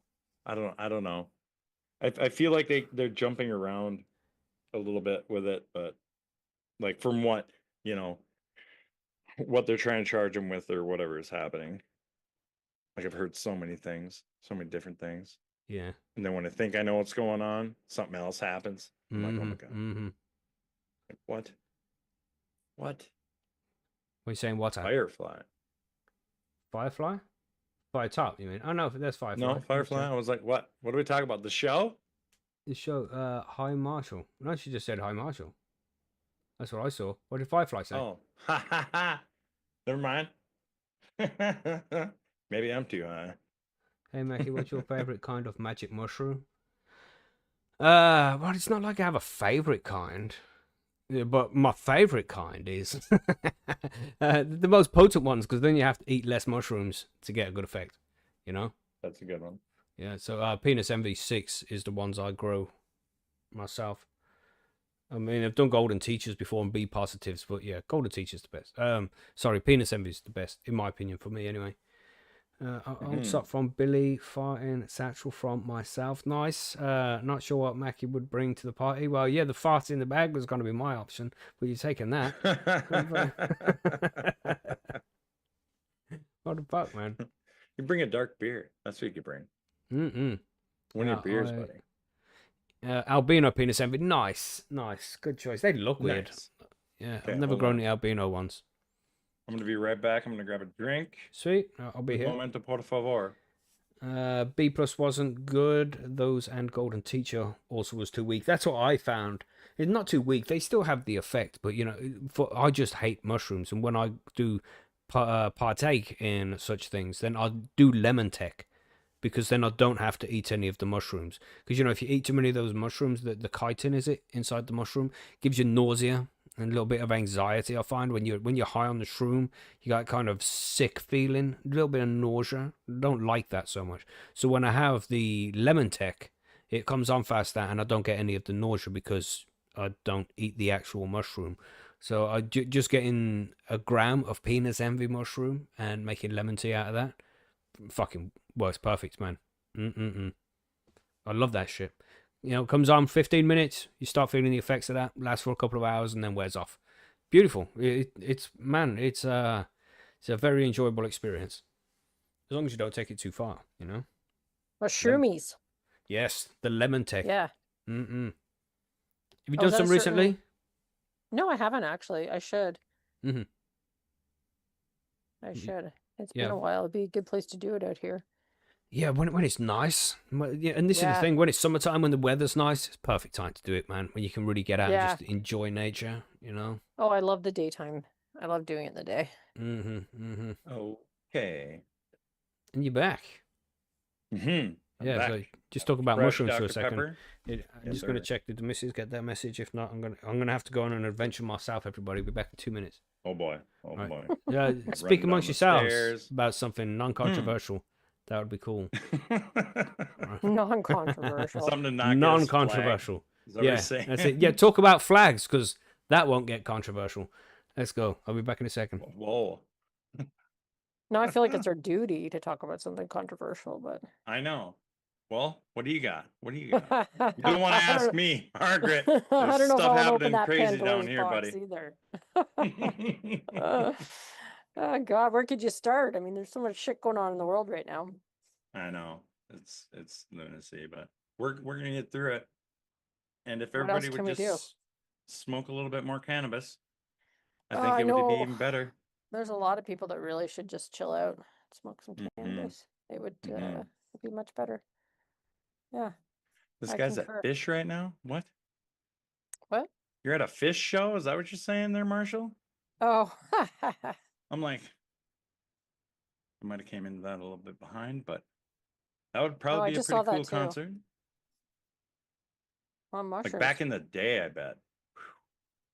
Right. Holy. I need to go to a festival of some kind. Something like that. Me too. I haven't been to one. Well, aren't you going to that one thing? That were you going to go do a camping thing or something? I already did it. Oh, you did do Oh, it. we talked Okay. about it last week. You weren't there last week. Son Yeah, of that's a. why. See? Yeah. Yeah, but Okay, I did go to okay. Camp Canna. Yeah, That you was wasn't super here, fun. John. Yeah. Yeah. I miss out on all the good shit. But it was good. It was fun. It was great. Yeah, it was a really Awesome. good time. For sure. Sweet. Sweet. That's what I'm talking about. Yes. Yeah, At least we get those. That's right, Viking. You can mm-mm. move, bro. You really can't, though. You North, know how much money that North costs? America is where it's at. Notice how I said North America? That's right. Well, North America That's is right. where That's it's right. at. That's Okay. right. All you guys get lucky. Yeah. We legalization of exotic substances. Jesus. I mean, Like weed. we can't even get sugary drinks anymore. Fuck. right? Like, You Jesus. can't? Well, we got sugar tax on things here. What Oh, you does do, that eh? even mean? Yeah, what does that mean? For anything with too much sugar in it, you have to pay extra because it's got a tax on it. Oh, so it's like a weed tax. Uh, How do they define that though? Like sugar's in fucking everything. yeah, like a bottle of Right. Coca-Cola. They'll be Oh, like, so it oh, has to be, that's gonna Coke Original. be Oh, pretty no, not obvious? Coke Original is more expensive than like Coke Zero. Oh, What? really? Yeah, because it's Shut got sugar up. in it. Yeah, that's right. So, pretty fucked, so isn't it? they do that for healthcare type of thing? But that's what they say. I think it's just because they like us to be miserable. Bastards. You know, So it's yeah, got yeah. it has to be Bitches. stuff with like obviously high sugar contents. Is that it? yeah. Okay. Anything high Yes. sugar past a certain amount, then they Right, have to put sugar okay. tax on it because they want to try and encourage Oh. people to not have the sugary stuff. But you know, Right. it's And it's is it based on how much is in it? yeah, a certain percentage of sugar or something. Well, right, but like say you have 2 grams of sugar per serving is 10% tax. 5 grams, 50% tax. You know what I'm saying? Yeah, do they I do it don't, that way, or is it I just don't know to flat? that extent. I should ask ChatGPT what What do you- is what do the you- UK sugar What do you do, bro, tax? when you go buy a 5-pound bag of sugar for cooking? What happens Yeah. then? That's all tax then. It's all Oh, tax. 100% Jesus. tax, 100% of the time. Introduced in March 2016 and implemented from the 6th of April 2018 as a tiered tax on manufacturers Tiered, / see? importers of sugary drinks. It applies to pre-packaged drinks sold in cans, cartons, cafe. Made drinks are not included. Okay. How much is the tax since the 1st of April 2025, which is April Fool's Day? So shouldn't have fucking believed them. It was a joke in the first place. The rates are £1.94, that's £1 94 per 10 litres, i.e. 19.4 pence per litre for drinks containing 5 to 7.9 grams of sugar per 100 millilitres. So that's 8% and between 5 and 8% sugar, and you're getting charged tax on it. Yeah. Previously they were 18 pence a litre. Sorry? My can of Dr. Pepper apparently has 39 grams of sugar. That And is a it's, lot. You know, That's Yeah, way that's, more than the 355 daily milliliters. allotment. So what are we getting there? Jesus, I'm reading off ChatGPT. I can't be precise, John. Gosh, I ain't the sugar tax man. You know, Sugar tax I man. didn't make this shit up, bro. I didn't You write this suddenly into are law. the sugar tax man. You're the only one Yeah. that really knows. I'm the tax Shit. man. You know, fucking hell, no, they're just gonna rip on me like, yeah, you get that sugar tax sorted yet in your draconian cold fucking shithole. Gosh. 1 carton of beer is about $65. What kind of beer, first of all, and what is a carton to you guys? What does that even mean? You mean a case? Yeah, that sounds like bullshit. Viking? What? Oh, are we talking? that's Australian money. That ain't even real money. That's 1 carton of beer is about $65. He's talking about Australian dollars, so that's about Yes, a 15 case. Yeah, what is it? £15, Is that a $20 or something. $20. What, like a case is about 15, maybe up to 24 cans. I suppose 24 would be a case, right? Yeah, Well, 24 we is just call supposed that to a be a 2-4 in case. Canada because we're Yeah, real 2-4. inventive like that. Right.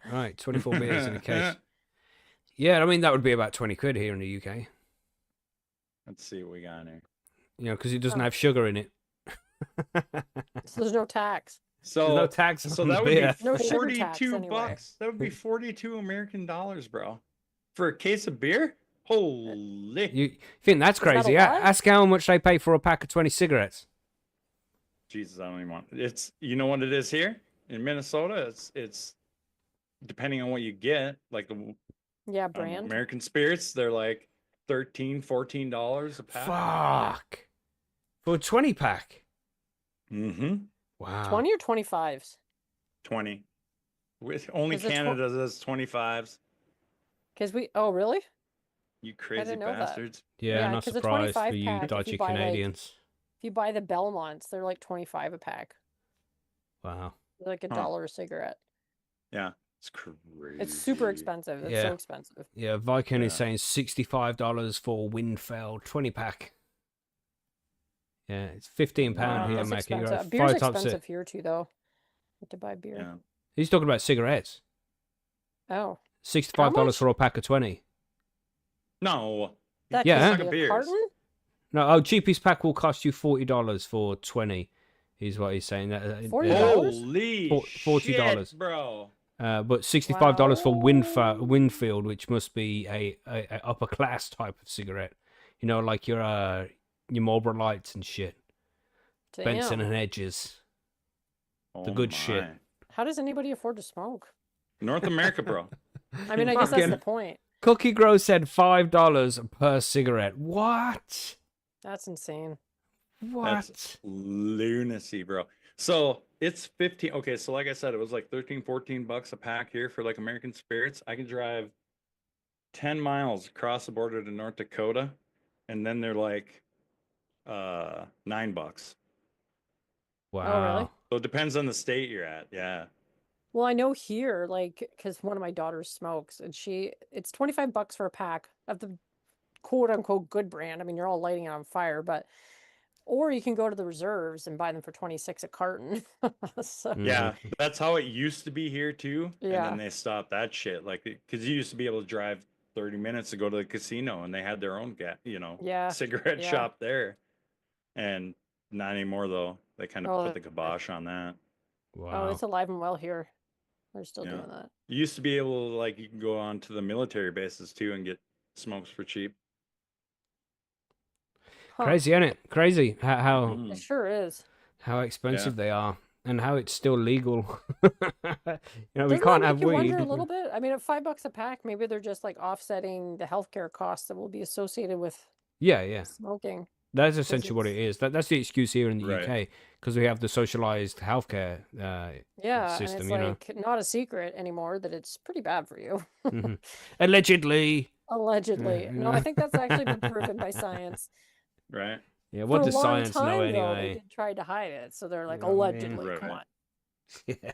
on. Yeah. Some people really don't Put the believe it warning. still. I Like know, that's crazy. like only 5% of smokers actually die of lung cancer. It's like, yeah, what are you even on about? Only 5%. Also, do know the lung mean- cancer is one of the worst Mhm. cancers you can get. Like, that's a shitty way to die. Mhm. Mhm. Yeah. And I Yes. think it's always fatal, pretty much, as well. Yeah, bad Listen, times. We got kind of dark there. I'm just Yeah, Yeah, you I do say completely this as ruined it well. there, Margaret. We was Well, I enjoying mean- just a whole conversation about how much cigarettes cost by financial, and then you just start going on to the health Well, costs, because man. yeah, I mean it's there. I say this as somebody who used true. to smoke too. Like I'm, Yeah. I've been there. Yeah, I'm so glad I don't smoke now. Yeah, Jesus. me too. Talk Yeah. about like having something like when you were talking about smoking less cannabis because you felt like it had like some control over you. Mm-hmm. Talk about Cigarettes nicotine do. addiction. Holy Yeah. shit. Yeah, nicotine Ugh. addiction is so bad, man. So bad. I won't go near Yeah. the shit now. It's like when I go around my friends and he'll offer me a smoke on his joint, and I'll be like, "Is that got tobacco in it?" It's like, "Yeah, just a Yeah. bit though." I'm like, "No, I'm not having it." It's like, "It's only a bit of tobacco. I don't care how much fucking tobacco." I know. I You know won't what I mean? smoke again either. Yeah. I've been I've addicted quit to a bunch of nicotine. I ain't going times. back. I ain't going back there. Right. Yeah. After you Yeah, I quit, can't either. it's best to stay away from it. Mm-hmm. Mm-hmm. Because I always hear about people who are like, "Oh yeah, I can have like one smoke here and there," and I'm like, "That's not me." Mm-mm. That is Nope, not not for me. me. Right. Don't even care. It tastes like shit. It does taste like shit. Mm-hmm. So everything about it's gross. Yeah. Sorry Yep, for all of you yep. in the chat that may still be smoking, but I believe in you. You can quit. Yeah, if you can choose. quit. You One only need to day, smoke weed. it'll You don't happen. need that tobacco shit. Get rid of that tobacco shit. Right. Jesus. They're And you just can do it. making giant corporations rich. Mm-hmm. Fuck those guys. Yeah. Keep it So in your with own that, pocket. should we talk about some breeding some cannabis now? Is everybody ready? Sure. I think so. Do it. Okay. Yeah, I kind of want to carry on with that fucking smoking conversation. That's a good conversation. Yeah, but let's go talk about grow guides for a bit. Let's do that. Okay. Okay.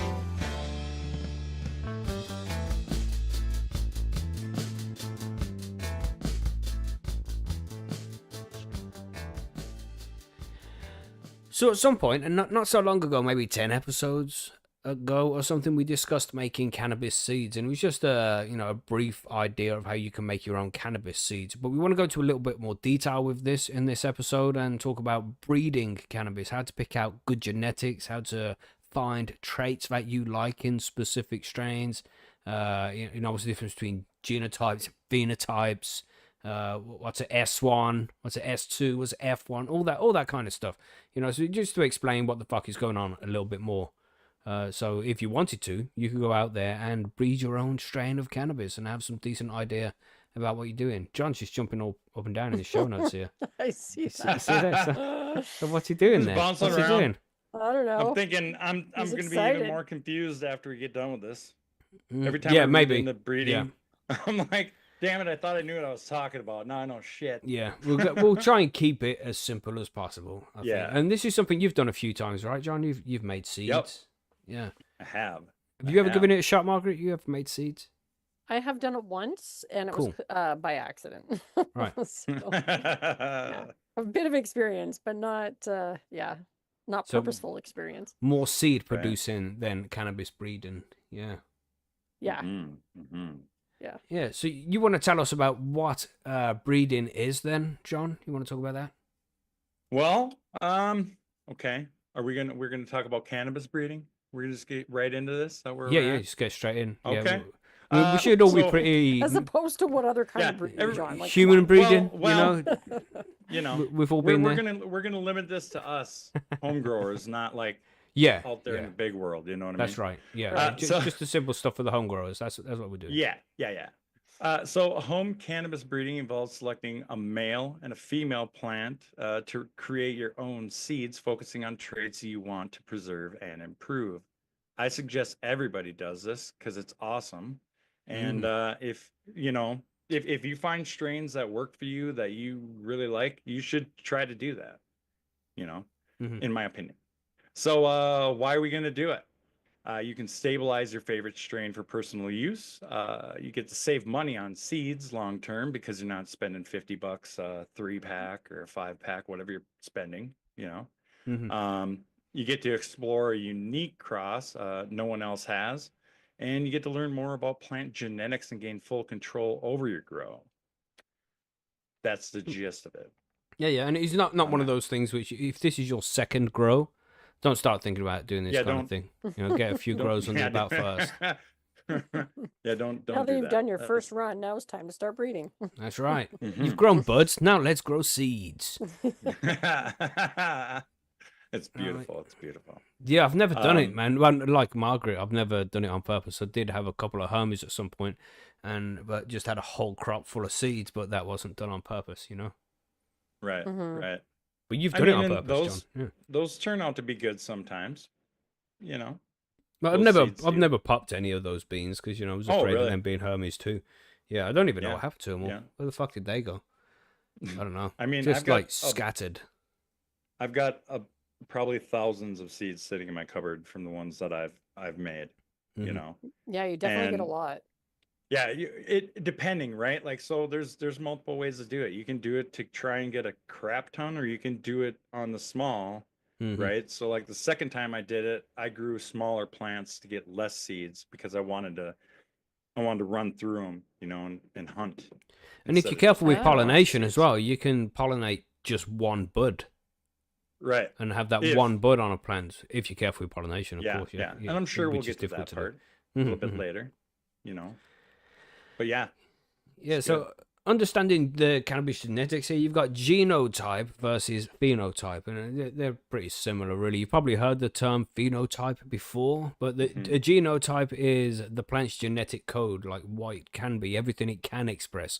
But then, depending on the genetics, in different environments, it's going to express itself a little bit differently. So, and that's where the phenotype comes in. That's where it's going to express certain things depending on what environment it is. And sometimes if the genetics are weak, you might have seen it already when you've been growing numerous seeds of the same strain, but one's really tall, one's really short, one's bushy, one's not. And that's the phenotype. So even though they're the same seed, they're a little bit different. That's what the phenotypes are. And it can be a pain in the ass when you don't have good, strong genetics that have been tested properly, because you're going to get all these different dominant and recessive traits popping out because they haven't been controlled properly. But these are dominant versus recessive traits. You have dominant traits are more likely to appear in offspring. That's why it's dominant. Like blue eyes are the recessive gene, so you're less likely to see blue eyes in a person.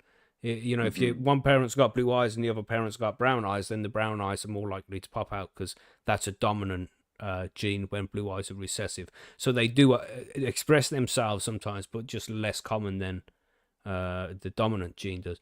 Recessive traits may skip a generation unless both parents carry them. So, and that same applies to cannabis plants. Like, you might have one plant that grows fat buds, or say it grows good thick branches on it. It's a male plant, grows good thick branches, but the mom has thin branches that are weak. So, and you cross them together, and depending on what the dominant or recessive trait is, it might grow the fat branches from the dad, or it might grow the thin branches from the mom, depending on which one is more recessive versus dominant. And you have to figure out which one is recessive or dominant, and so you have to breed as many as possible to see which one is most likely to show up, and then breed those again with themselves. We'll get into a little bit more detail that but that's essentially it, really. It's like puppies and shit. People compare it to breeding dogs quite often, how you can pick out certain traits from one particular dog and mix it with another dog, and over time you can make a specific breed of dogs. Same kind of thing. Margo, you want to talk about how to choose good parent plants? Yeah. So if you're going to be looking for a mother plant, you want to find one that has a strong structure, a good flavor or smell profile, resistant to pests, the desired effects that you're looking for, and a high yield or trichome production. You're probably looking for one or the other. And for the male plant, you want early vigor, good branching, healthy structure, aroma from stem rub. And I never would have thought of that one, actually. Yeah, not on a male, you wouldn't think, would you? But... Yeah. And if you want to avoid weak, late, or hermy-prone plants as well. And this is the important thing. Sorry, John. That the stem rub is, like, it is kind of overlooked, but it is very important, in my opinion, to finding a good male. Yeah, there's loads of things you can do from that. Sorry. Well, you just know what kind of terpenes it's going to express from the smell it's kicking off. Right. Yeah. And if you grow it all the way out, you're going to get that too, though. You'll get more of it if you grow it all the way out, but you can get an idea of what it's going to be from stem rub. Yeah. And what kind of genetics it carries. Like, it carries the genetics. And let's compare it to humans again. This plant carries the genetic to have brown hair. So when it crosses with the mother might not have that brown hair gene, but the dad did. So the child had brown hair because it was brought from the dad's genetics. So even though the dad doesn't express a certain genetics, you're not going to grow flowers on it and get the same kind of scent, but it still has those there in the genetic background ready to pass on to a female to make it produce a certain trait. Some people would even reverse the male plants into female to see what kind of female traits it would express before they cross it over with the actual female they want to breed with. Interesting. I have not done that yet. No. I should maybe next time, actually. Yeah, just you can't smoke the female flower when it's grown, because you've been spraying it with some dodgy shit. I can't remember what shit you have to spray it with, but it's something that people do look into. And of course, you're just looking for good things all around. You know, you want a good, healthy structure, like Margaret said there with the male plant. You want a healthy structure on the male plant and the female plants. You know, because you want these both to cross together and have a better chance of having a healthy structure. You know, so you're just looking for these traits, these traits which are desired in cannabis plants that produce good flowers, that produce strong stems, that grow quickly. They got the high THC content or CBD content, whatever you're growing it for. You know, and resistant to pests. And something you see here in in the northern hemisphere when it's colder, you'll look for strains that are more bud rot resistant. You know, and there's certain traits that have been bred into these cannabis strains for a long time. So, and that's just picking and choosing, like, all of these plants here, these 100 plants I've grown, 90 of them got bud rot, but those 10 didn't. I'm going to breed with those 10 that are more resistant to make sure that certain gene is passed along into this next collection. That's what people are aiming for when they do that kind of stuff. Yeah, so what we're saying then... Oh, yeah. And thousands of plants. Breeder Steve goes crazy. He would like grow 1,000 plants next to the side of his pool and shit like that, and then just start killing them right after a week. Be like, oh, you're weak, you're gone, you're gone. You know, and just making sure that the best survive. Yeah. And these big breeders back in the day, like Dutch Passion and those guys from, the early days, guys, man, they'd have so many plants, tens of thousands, just grow out as many as possible to pick out the desirable traits, and then they'll breed them again and make 100,000 plants of those to pick out the best of those. And this whole breeding cycle used to take years for these breeders to get to an actual finalized thing.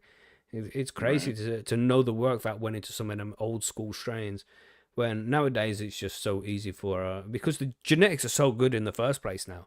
There's very few shit genetics out there. So if you're just using 2 quality genetic plants, you can make quality genetic offspring. Just depends on which traits they're going to show and how stable the genetics are. Right. But a lot of work used to go into this shit, man. It's an interesting hobby for sure. Yeah. To be able to just pick, an epic female plant with an epic male plant, cross them together and make something completely new that just has great genetics. Yeah, man. So what's the score here? We want to talk about collecting the pollen, because say that you found a nice male, it's got the desired traits that you're looking for. You want to collect some pollen, because you can't just collect it and store it and then add it to the female plant later, right, John? Yeah. Yep. Is that what you did? So I've done both. So I've done open and I've done collecting. So and the very first one I did and I just did an open. So I had the male and the female both in the same tent and just let it do its thing. And you flipped them flower at the same time and shit, yeah? Them ones I did, yeah. But I've learned now that I think I got to give the males about a week to 2 week head start, in my opinion. Oh, right, okay. Give the males a head start, not the females. So what I thought it would be better to give the females a head start, because then it's got the flowers forming on, it's got the pistils coming out, and then it can grow more buds, more of the bud before the pollen lands on it. But the way I look at it, and I could be totally wrong, again, this is just my opinion, is that I want the males to get enough pollen sacs when I'm doing an open. And the females, I want to start them early, because the longer you go, the longer the bud is producing on the female, the less time you have for it to finish. Right. If that makes sense. Well, and I'll see as well. Yeah. Sorry, Margaret. John, you want to explain that again? Explain that again for Margaret. Okay. So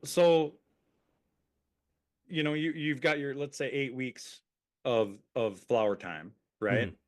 So let's just call it about 6 weeks of actual after pistils are there and your buds are forming, right?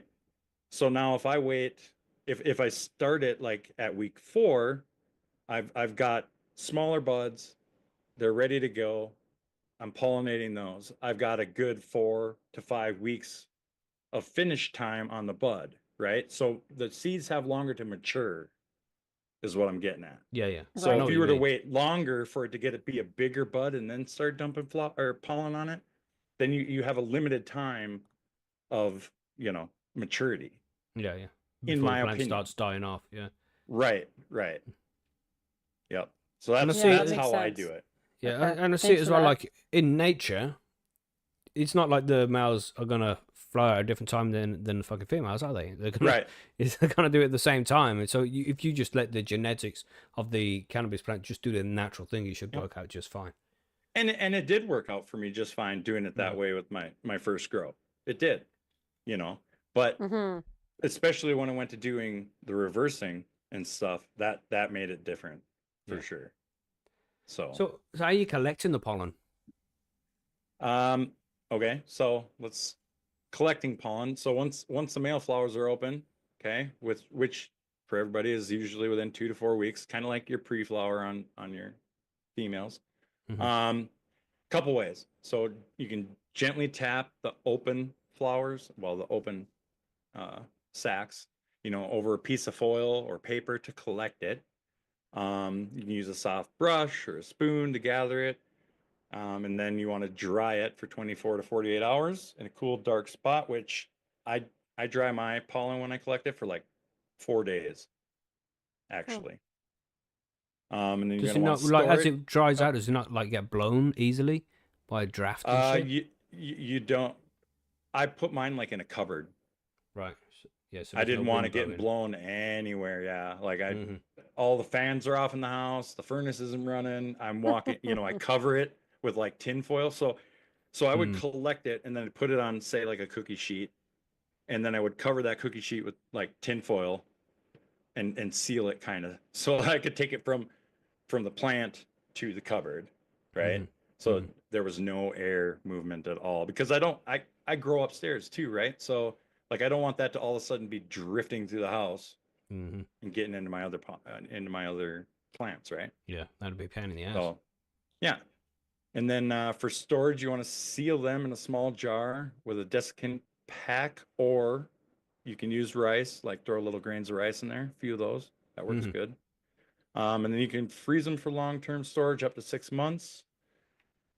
That I haven't tested yet, really. I don't know Yeah, how long because it'll once it it gets wet lasts that way. again, it's damaged as well, isn't it? Right, right. The pollen. So yeah, Yep, you got to keep it dry for as long as possible as well. yep. It seems crazy that you can store it for 6 months. That's cool. Yeah. Yeah. No, and I actually have some in my freezer still that are like a year old, probably, that I should Mm. probably just try and see what happens. Yeah, see what You know what I happens. mean? Yeah, yeah. You got Yeah, nothing left to lose. yeah. Nothing to lose then, have you? Right, Yeah, right. just brush it on one of the buds or something. See what happens. Yeah. Now you've given me an idea. Yeah. Okay. So what's the best process then when you go to pollinate the female plants with this pollen? How did you go about doing yours? So again, okay, so around week 2 or 3 of flower, again, that 2 to 4 area, once the pistils are developed, but before you start getting the heavy resin, um, use a small brush or a Q-tip. This is for if you collected it, right? Hmm. So if you're collecting pollen and you're not doing open pollination, this is how you would do it. And then you're just going to lightly like brush or dab the pollen onto the buds. I mean, I did all the buds, but you can do lower buds or upper buds. Um, you're going to want to tag if you're only doing part of the plant, you're going to want to tag it so you know that branch is the one that's going to be giving you the seeds. And optionally, you can use a bag to bag the branch. Yeah, like a paper bag. I've So seen people put a paper bag yeah, over a branch before. yeah, and I think Artman's here. I think he's in here still. I seen a video of him using like one of those like bags on a branch of his when he was gonna do a pollination like that. Hmm. That looked pretty cool. I don't know how it works, but it did look Just to pretty prevent cool. the pollen getting out and landing on a bud it's not supposed to Mm-hmm. land on, you know? Yeah, it seems like it'd be Mm-hmm. hard to control, but is it? Hmm. It Is it pretty easy to? if you're pollinating, in my opinion, if you're doing it like this where you're collecting it and then pollinating, it's a lot Mm-hmm. easier to control, right? Like you Mm, don't have, like, yes, you have to worry, but like you're kind of you're putting it where you want it, and as long as you don't have fans going and things like that, you're not moving all crazy. I think you can keep it the risk to a minimum, I guess you could say. right. But when I first started, I was like touching that tent naked every time because I didn't want any of it on me, and then hitting the shower. Like I'm not even joking, bro. I'm serious. Like watching a movie where they're doing stuff with chemicals naked. That was me with pollen in the other room. Like that scene with Walter White when Yeah.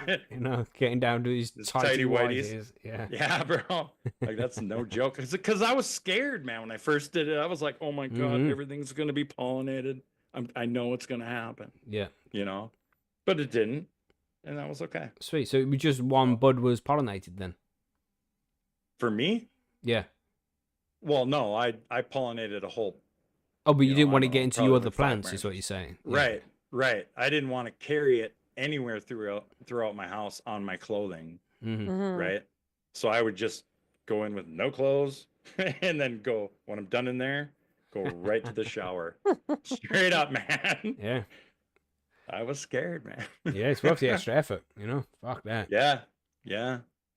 So the reason, if you want to do it controlled like this, some people will do it so that they can smoke the rest of the plant, right? You want to save your buds and have your female buds, but you wanted to make some seeds for it. And I don't know if we're going to talk about how many seeds you'll get, kind of.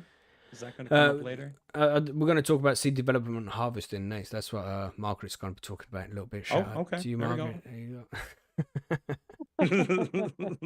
go. Like now?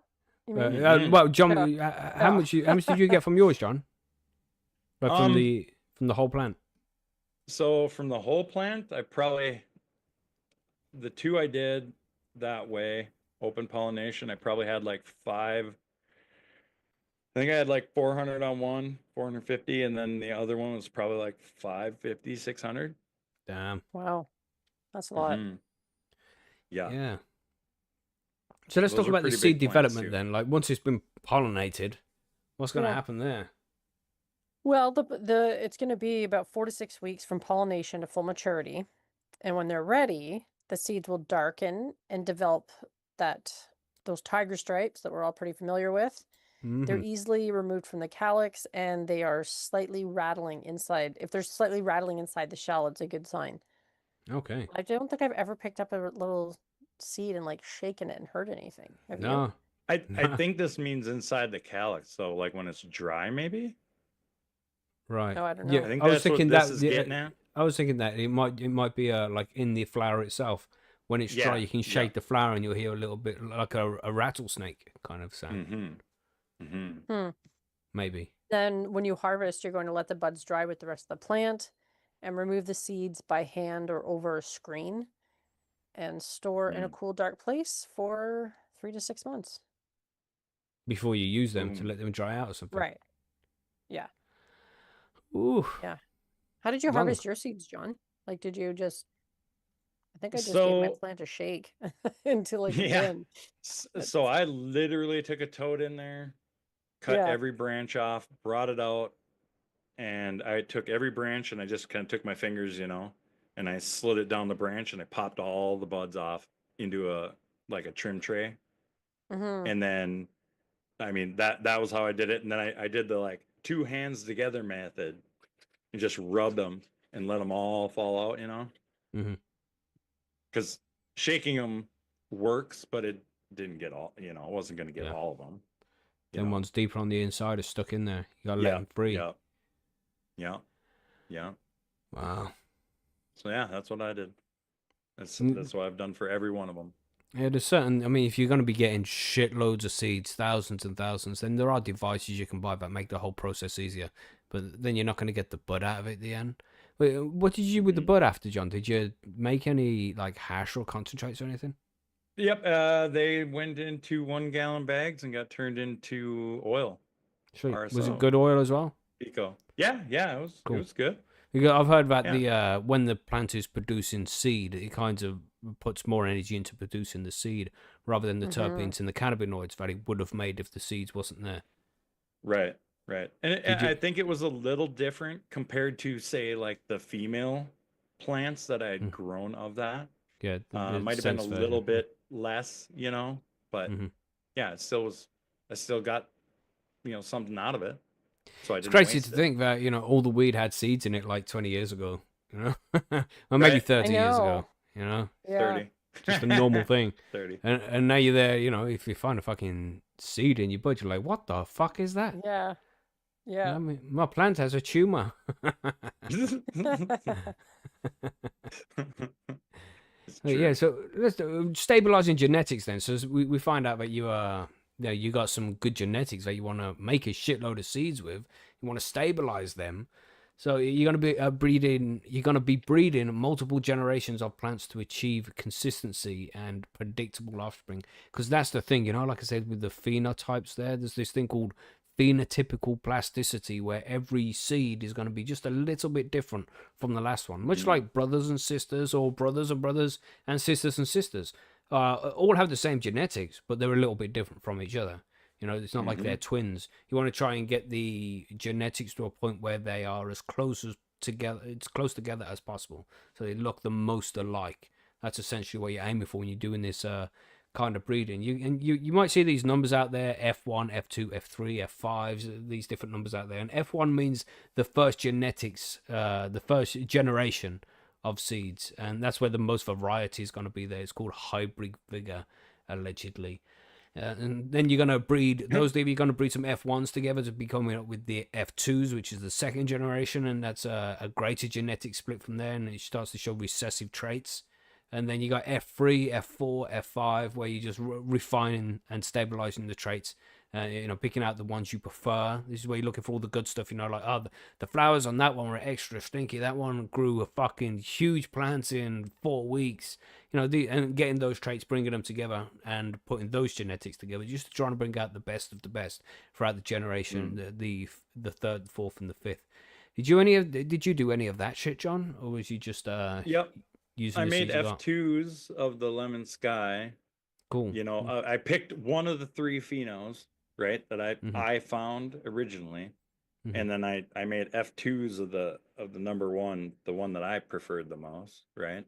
Nice. So I've got those here, and those have to be run through yet, again, to look through them, hunted. And that's it, and it takes time. It takes generations and generations of growing the plants, and you want to grow out as much as possible, like get them to the end to see what the whole grow is like. You could be growing a plant in veg and be like, oh, that's a little bit scraggy, I'm going to just put it. But at the end of the grow, that could have been a fucking amazing plant that produced incredible buds, but you'd never know because you pulled it early. So, sometimes you just want to let as many as you can run. Yeah. And ideally... Sorry, John. One thing I don't think this talks about in here really is throughout this process, you're going to be cloning also. But taking cuts of the different generations, right? Yep. Because you're going to want to grow them out, like you're saying. You're going to want to grow them all the way out. Well, if I grow it all the way out, I can't use it to make seeds. See what I'm saying? So you take the clones from every one of them, save those, grow the other ones out, and go, okay, all grown out. This is the one I'm going to pick, or these 2. Okay, now I can go back to the clones, grow those out. That's what you're going to make your seeds from. Yeah. Right. And that's it. And the more plants that you're using, the better as well. You want to be at least 10 up to 50, even more if you've got more space. And if you're growing in somewhere where it's illegal to grow, then this becomes dodgy. It's like Trev Coleman, who's been on the show a couple of times, a UK activist. He was caught with like 50 plants, but it's not because he was growing fucking £1 million worth of cannabis or anything fucking ridiculous like they'd say. But if you're doing a pheno hunt or something like that, you could have 100, 200. You're only going to intend on growing 10, but you've got all of these plants because you're looking for a specific thing, some trait that these plants are trying to show, and the more you can put out there, the better, And if you found all those plants, it can be trouble, I feel like depending on what you're starting with can also determine how many you're going to grow out. Like if you've grown a plant a couple times and that plant's hot to trot, because we're talking homegrown here, right? Yeah. Not really commercially. So like if you've grown a plant a bunch of times and you're like, yep, I'm making seeds with that one, then you can go, okay, well, I'm going to, like I did, I'm going to grow out 6 and I'm going to pick from those 6 or 10, like you're saying. Yeah. You don't have to go 50 because it takes a lot of space and a lot of time to do a lot. Just do as many as you can, but of course, within your means. Don't be going crazy and filling out a whole fucking house. And you don't have to, like, when you're making seeds, man, you do not have to have huge plants. You can make seeds on a plant that's in a solo cup and get you 50 seeds if that's like a what you're trying to micro grow do. kind of thing. Yeah. Yep. That's interesting.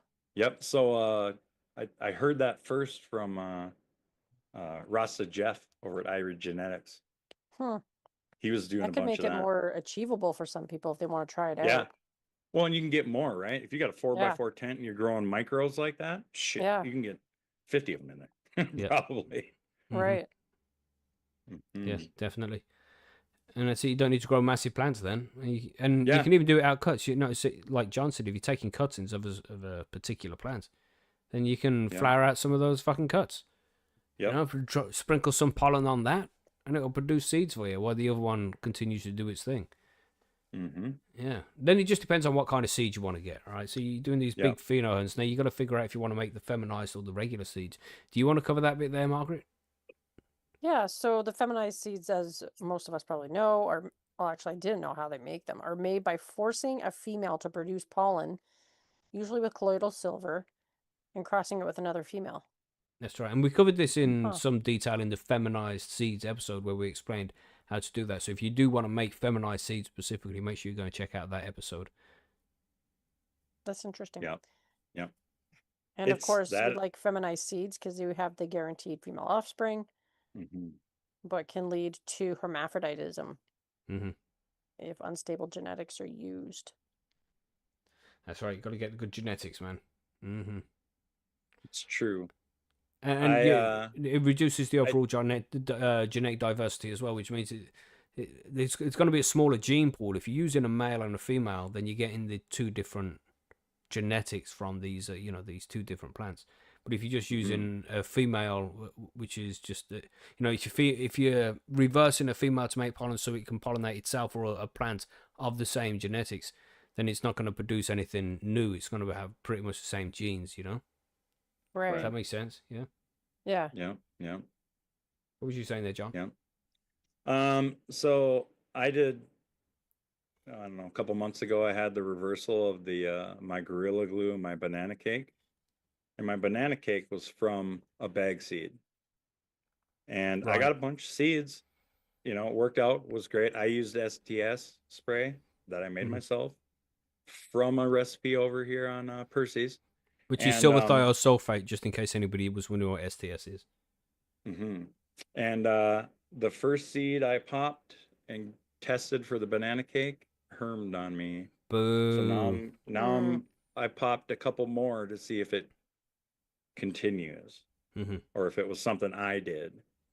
So we'll see how that goes. Yeah. If something hermes, and it's not the same as feminizing it, if you're using the silver thiosulfate or the colloidal silver to make it, it's stopping the plant from produce a certain gas, I think ethanol or something, and that will encourage it to grow male flowers, but they're still genetically female, and then those male flowers will produce pollen, and so it's female genetics in the pollen, but it's pollen which is from males. Yeah, but it's still female. Yeah, interesting shit. And if it's come from something that's hermid, then it's going to carry that hermy trait. Right. And the closer that hermy trait is, like if the dad was hermy, you got like a 50-50 chance of the seeds being hermy. But if it was the granddad, then it's like 1 in 16 or something. I don't know how genetic numbers work. It's a little bit different. But yeah, it's the more you get away from that hermy genetic, the less likely it's going to be to pop up. But it still will pop up in places. Right. Yeah. So, what kind of space was you working with then, John?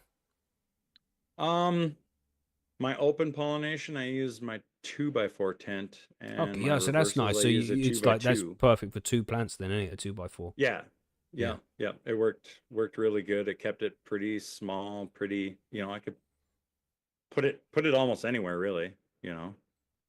So so you're going to want a small tent or cabinet for isolating your males, which for the love of God, you need to if you're growing other plants. You want to label your plants tags or markers or using a spreadsheet. I took a lot of pictures. And then you want a separate flower room or bagging setup for pollination, which what we talked about earlier. And you wanna keep records. It's Right.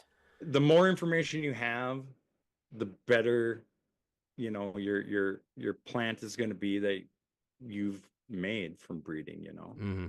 Track the parent traits, the cross information, pollination dates, how many seeds you got, things like that. Yeah, it's a real project doing this kind of shit, yeah. It is. It takes a lot of time, months, months, and months. And years, man, if you want to really bring, if you want to go through the F1, F2, F3 stage, and bring the genetics to more stability over time, then it's takes a fucking while, doesn't it? Well, I mean, you figure each time you do it, you got to figure 3 months, and then probably 3 months. So you're talking, 9 months to get seeds. If you're doing it like that, you know what I mean? Because you want to grow the first one out, have your clone ready, grow that one out and make seeds, All right, so let's talk about ethical breeding and naming your strain, because this is something that is a little bit controversial amongst the cannabis community. And when I think it was Tom from Seedsman who said there's a lot of people producing seeds out there, but just because you're producing seed doesn't necessarily mean you're a breeder. And so he calls them seed producers, which is a great name for it, because I think breeding is a completely different thing. This is where you are actually going through the stages to check on the genetics, keeping the records, like John mentioned there, pointing out different traits which each plant have, and then breeding them accordingly to go through F3, F4, F5, 6, 7, as many as you can to really isolate high quality genetics. That's breeding. But if you just get in a plant and you're reversing it with some silver sulfate and throwing some pollen onto another plant, then that doesn't make you a breeder. You're just a seed producer at that point. And because otherwise, before there was only like 2 definitions, you was either something called a seed chucker or a breeder. And I think a pollen chucker. And I just think that's a dismissive term to just be like, oh, you didn't give any fucks, you just threw some pollen on a plant. But it's not the case. People still care. They're just doing it in this specific way. It's just they're not going through the whole extensive process of actual breeding. But they're trying to do the best they can with what they have. So I think pollen chucker's a little bit dismissive for those people who accidentally like, fucking my plant was male, I didn't know it pollinated my females. Then that's a pollen chucker. But somebody who's specifically like, I want to make seeds out of that plant, and using the silver sulfate, doing their thing and creating seeds, then I think seed producer is a great term for it. Not a breeder, because you haven't gone through all that fucking other shit. But you're producing seeds, which could be good quality. But anyway, I went off on a small tangent there, sorry. But there's problems with people just taking people's genetics, which they've worked for years on, because as we said, the process of coming up with high quality genetics and reliable, stable genetics takes a long time, and people deserve some recognition. You can't just go and get a strain or a cultivar that somebody's worked on for 5 years to perfect and then make seeds out of it and be like, oh, look what I made. It's just, it's not really yours. So you have to follow some kind of breeding ethics here. And, you have to be transparent with your crosses. So you have to let people know, I used this one for the male, I used this one for the female, this was from these breeders, I put these together to get out this. Don't rename strains as your own. So if you've bred some White Widow, for example, don't be changing the name and try and make out like it's something that it isn't. It's still White Widow. Name it accordingly. That's the ethical thing to do anyway. Test before sharing or selling. Or if you got some friends in the community, you want to share some of your seeds with them, you just tell them like these are like F1s or F2s. Don't make out like, oh look, I've got these epic genetics, fucking F8s. You can have them all £10 a seed, when it's just some accidental pollen chuck that you did. Be ethical with that. Don't try and rip people off and be a dick about it. And just keep it fun and respectful at the same time. But that goes to be said about anything. You know what I mean? Yeah. But bear that in mind. How would you feel if you spent ages breeding up a strain and then you figured out somebody had just taken your seeds and selfed it and made it produce seeds with itself, and then started just naming it as their own and didn't give you any credit towards it? You'd be a little bit pissed about that. I think these breeders need some recognition. So Right. do just be respectful to those guys who put in all the work to actually make these genetics good. Like the guys at Mephisto, you know how much work they go through to perfect these strains. This is why they constantly win awards, and I think they recently won another award, the Autoflower and Cup Award, because they always win it because they're fucking good at what they do, because they go through the whole process. But you can't just get one of their autos and self it, make it make seeds with itself, and then be like, look what I made. It's not going to be the same. It's not fully yours. You know what I mean? But yeah, so that's about everything there. I think one of the important things here about John mentioned is about labeling things, and keeping journals, making sure you keep track of everything like that. This is going to be a process. You want to brace yourself for it, make sure you got all the equipment ready, because prior planning and preparation prevents piss poor performance and all that shit. So make sure you're ready. If you're going to go breed, if you want to make your own strains, if you've got something, you got your eye on one of these plants that you've made, like I need to make seeds out of this motherfucker, then start preparing and get it done, man. All the information is there. A quick a timeline example, approximate timeline. You want to run through the timeline there, Margaret, so people know how long this is going to take all in all? Yeah, so there's an approximate timeline. You're going to start with growing your parent plants, which is 4 to 8 weeks. Then you're going to collect, stabilize the pollen, 2 to 4 weeks. Pollinate the female, week 2 to 3 of flower. Seed development is 4 to 6 weeks. Harvest and dry seeds, 1 to 2 weeks. Cure and store seeds, ongoing. Grow your F1s and select the best, 8 to 12 weeks per cycle. And repeat for stability, which is 3 to 5 generations. Mm-hmm. Which, when you see it laid out like that, you're like, that's a hot minute. Yeah, it's a year and a half, 18 months to go through all of it and make sure that before you got that F5 kind of level of genetics, and that takes a long time to get to. Mm-hmm. You're really working to do that. Yeah, man. But you're gonna have some high quality genetics at the end of it. Right. Mm-hmm. Right. So much goes into it. It's a very complex topic, and it's like if you have a spare tent on the side, fucking get a little breeding project on. As long as you got your flower coming in, do this as well. You never know where it ends up. Yeah, for sure, it's fun for sure. Yeah, it is fun, and when you're done, man, you have something that you created, Mm-mm. and you got hundreds, maybe even thousands of them. It. Yeah. Mm-hmm. Yeah. And that's it. The amount you get, thousands of seeds. You'll never buy seeds again, and seeds can be expensive. They can be fucking $5, $10, $20 a pop, man. That's fucking. And if they don't work, then that's wasted money. But if you got thousands of your own, which are going to be high quality, yeah, that's right. Just chuck them out there. Yeah, it's crazy, man. I think if people got the space and the desire to do this kind of thing, because if you're growing cannabis constantly and always buying seeds, it ends up as expensive. If you're growing fucking 20 plants a year, 30 plants a year, I don't know how many people would grow, but it all adds up, man. All adds up.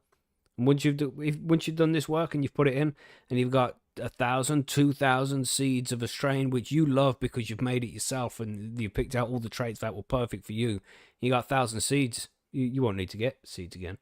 You know what I mean? Right. Mm-hmm. Right. Yeah, do it, everybody. And if you do breed some, let us know. Get over on Percy. We want to see your diaries. We want to learn from your experience as well and share it with the rest of the community so we can see what's going on. Mm-hmm. Well, good luck to all of you seed breeders out there. You know what I'm saying? Yeah. Is that everything? Anything to add, John? You think we're missing anything here? I mean, we could be, but I mean, like, this is a really good breakdown of what you're going to go through, the process, and how much time is involved. But just remember to have fun and have patience with it. That's all you gotta do. Mm-hmm. Yeah, Pig in the chat there said $20 a seed, 50,000 per square meter. Because at high end you can look at getting 50,000 seeds in a square meter if you do really well with the pollination and all that. And if it's high quality F5 genetics, $20 a seed, it's a lot of fucking money. know what I mean? So Sure is, but it takes a lot of work to get to that point, like you said. that's right. That's right. Right. Yeah. And it really is just not easy to get to that kind of level. You can't wing it. Right. It takes a lot of work, takes a lot of practice, takes a lot of time, you know. Mhm. But if it sounds like a project you're interested in, fucking do it, man. You know, all the information here will get you off to a good start. So do it. So Billy had asked tiger stripes or not. We kind of mentioned this above. Mm-hmm. You want it, you want tiger stripes because it kind of shows the maturity. Mhm. However, that doesn't necessarily mean that you have a viable seed. I should say not having tiger stripes doesn't necessarily mean that it's not a viable seed. Yeah. Yeah. Right. So I have a bunch of seeds that have maybe like a minuscule amount of looking like they're going to have tiger stripes, and they've popped and grown beautifully. So Mhm. Right. Yeah, man. And when you got So I like hope that 1,000 answers seeds, you can just pop a few of them ones which look dodgy, and if they pop, they pop, and if they don't, it doesn't really Right. matter, does it? You know, right, you got the good because I'm not ones. looking to sell mine. You know what I mean? Yeah. Mhm. I'm Yeah. growing them for me or my friends. You know. Right. So yeah. Yeah, man. Yep. Beautiful. Good luck out there. We want to know more. But should we do some listener mail? Hell Yes. Let's do it. Get after it. We had one question from Cookie Grow. Gosh, what was that? That was way at the start. yeah. Oh, I Give me do what- remember that actually. Yeah, I he saw put, he that. put a Q. How long does it take or something? He put a Q. I don't know if I can find the fucking thing now. I think we answered. There, I've one of seen them, it. maybe. Yeah. How long does it take for a reversal from Cookie Grow? Yeah. So, and he means when you go in from female to male. I think that's what he's talking about, right? Yeah. He's not talking about I'd revenge. He's replied- talking reversal. What are you saying, Yeah, John? You got I answers? replied back. I think like didn't I say like 2 weeks before it starts Mhm. showing sacks? Yeah. Yeah. You know. Yeah, 2 weeks to start showing. Yep. But And how- it still grows the same amount, just like regular when you're flowering. It'll Mhm. continue to grow, you know, and it'll And then be at some a point, it'll bunch just of start showing sacks. male flowers. Yeah. Yeah, like about 2 weeks, you should start seeing male sacks starting, and then it's just going to continue to grow into a bud of sacks. Mm. Yeah. Yeah. Okay. And then you just Yeah. collect the pollen off that and use it, as we Yeah. mentioned earlier. Yeah. Yeah. Or open pollinate, whichever you choose. Yeah, man. So it doesn't take long then, isn't it? Does it depend on like the dilution of the silver thiosulfate or the colloidal silver? Does any of that matter? I've only ever used SDS. Okay. Some people. I mean, it depends on what you can get, I suppose, too, right? Like Mhm. colloidal silver is easier to get. So, and from what I understand, it takes more sprays and a little bit longer to get to use colloidal silver. Mhm. So Yeah. So silver thiosulfate does it faster. Yeah. yeah, that's why I kind of went with that, I guess. And you can And get I some could get the that's stuff. specifically made for it now, isn't it? Mm-hmm. No, Yeah, so there's it's easy to people get. selling it out there. Yeah. Yeah. So get on it. Yeah. Go do it, Cookie Grow. Go make some seeds, man, because you definitely need some seeds in Australia. Somebody needs to get on that shit. It's difficult to get them in, so make them in there. You know what I mean? That's the best way to do it, man. So we have another one here from Lobby Lobster, and these questions are from last week, because we were supposed to do the Grow Guides last week, but not everybody was here, so we thought we'd leave it. So we do have a Father's Day question, which we'll get to in a second. But this one here is from Lobby Lobster. He says, if you guys could only grow and smoke one strain for the rest of your lives, what strain would you go with and why? Margaret, what you saying? Ooh, that's a hard question. It is for sure, isn't it? That's I mean, I deep. might cheat and say I would grow a Charlotte's Web and a Jack Hare. No, you only get I one. I said I'm cheating. Oh, you're going to cheat. Maybe- Okay. Yeah.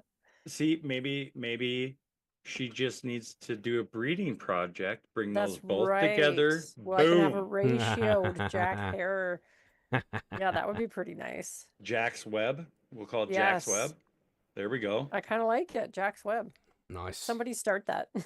It's probably out there already. Probably there's all It sorts could of Oh, it be. is. Yeah. But I like that It kind of could idea. be. I mean, maybe it, like, okay, it could only grow and smoke, but what if I'm only smoking the weed that I grow? Now, could I get myself, just for example, a Jack Herer, stress it to the extent where it hums and starts to produce its own pollen, harvest some of that pollen, produce more seeds, pop those seeds, and then, slowly breed out the Hermy gene.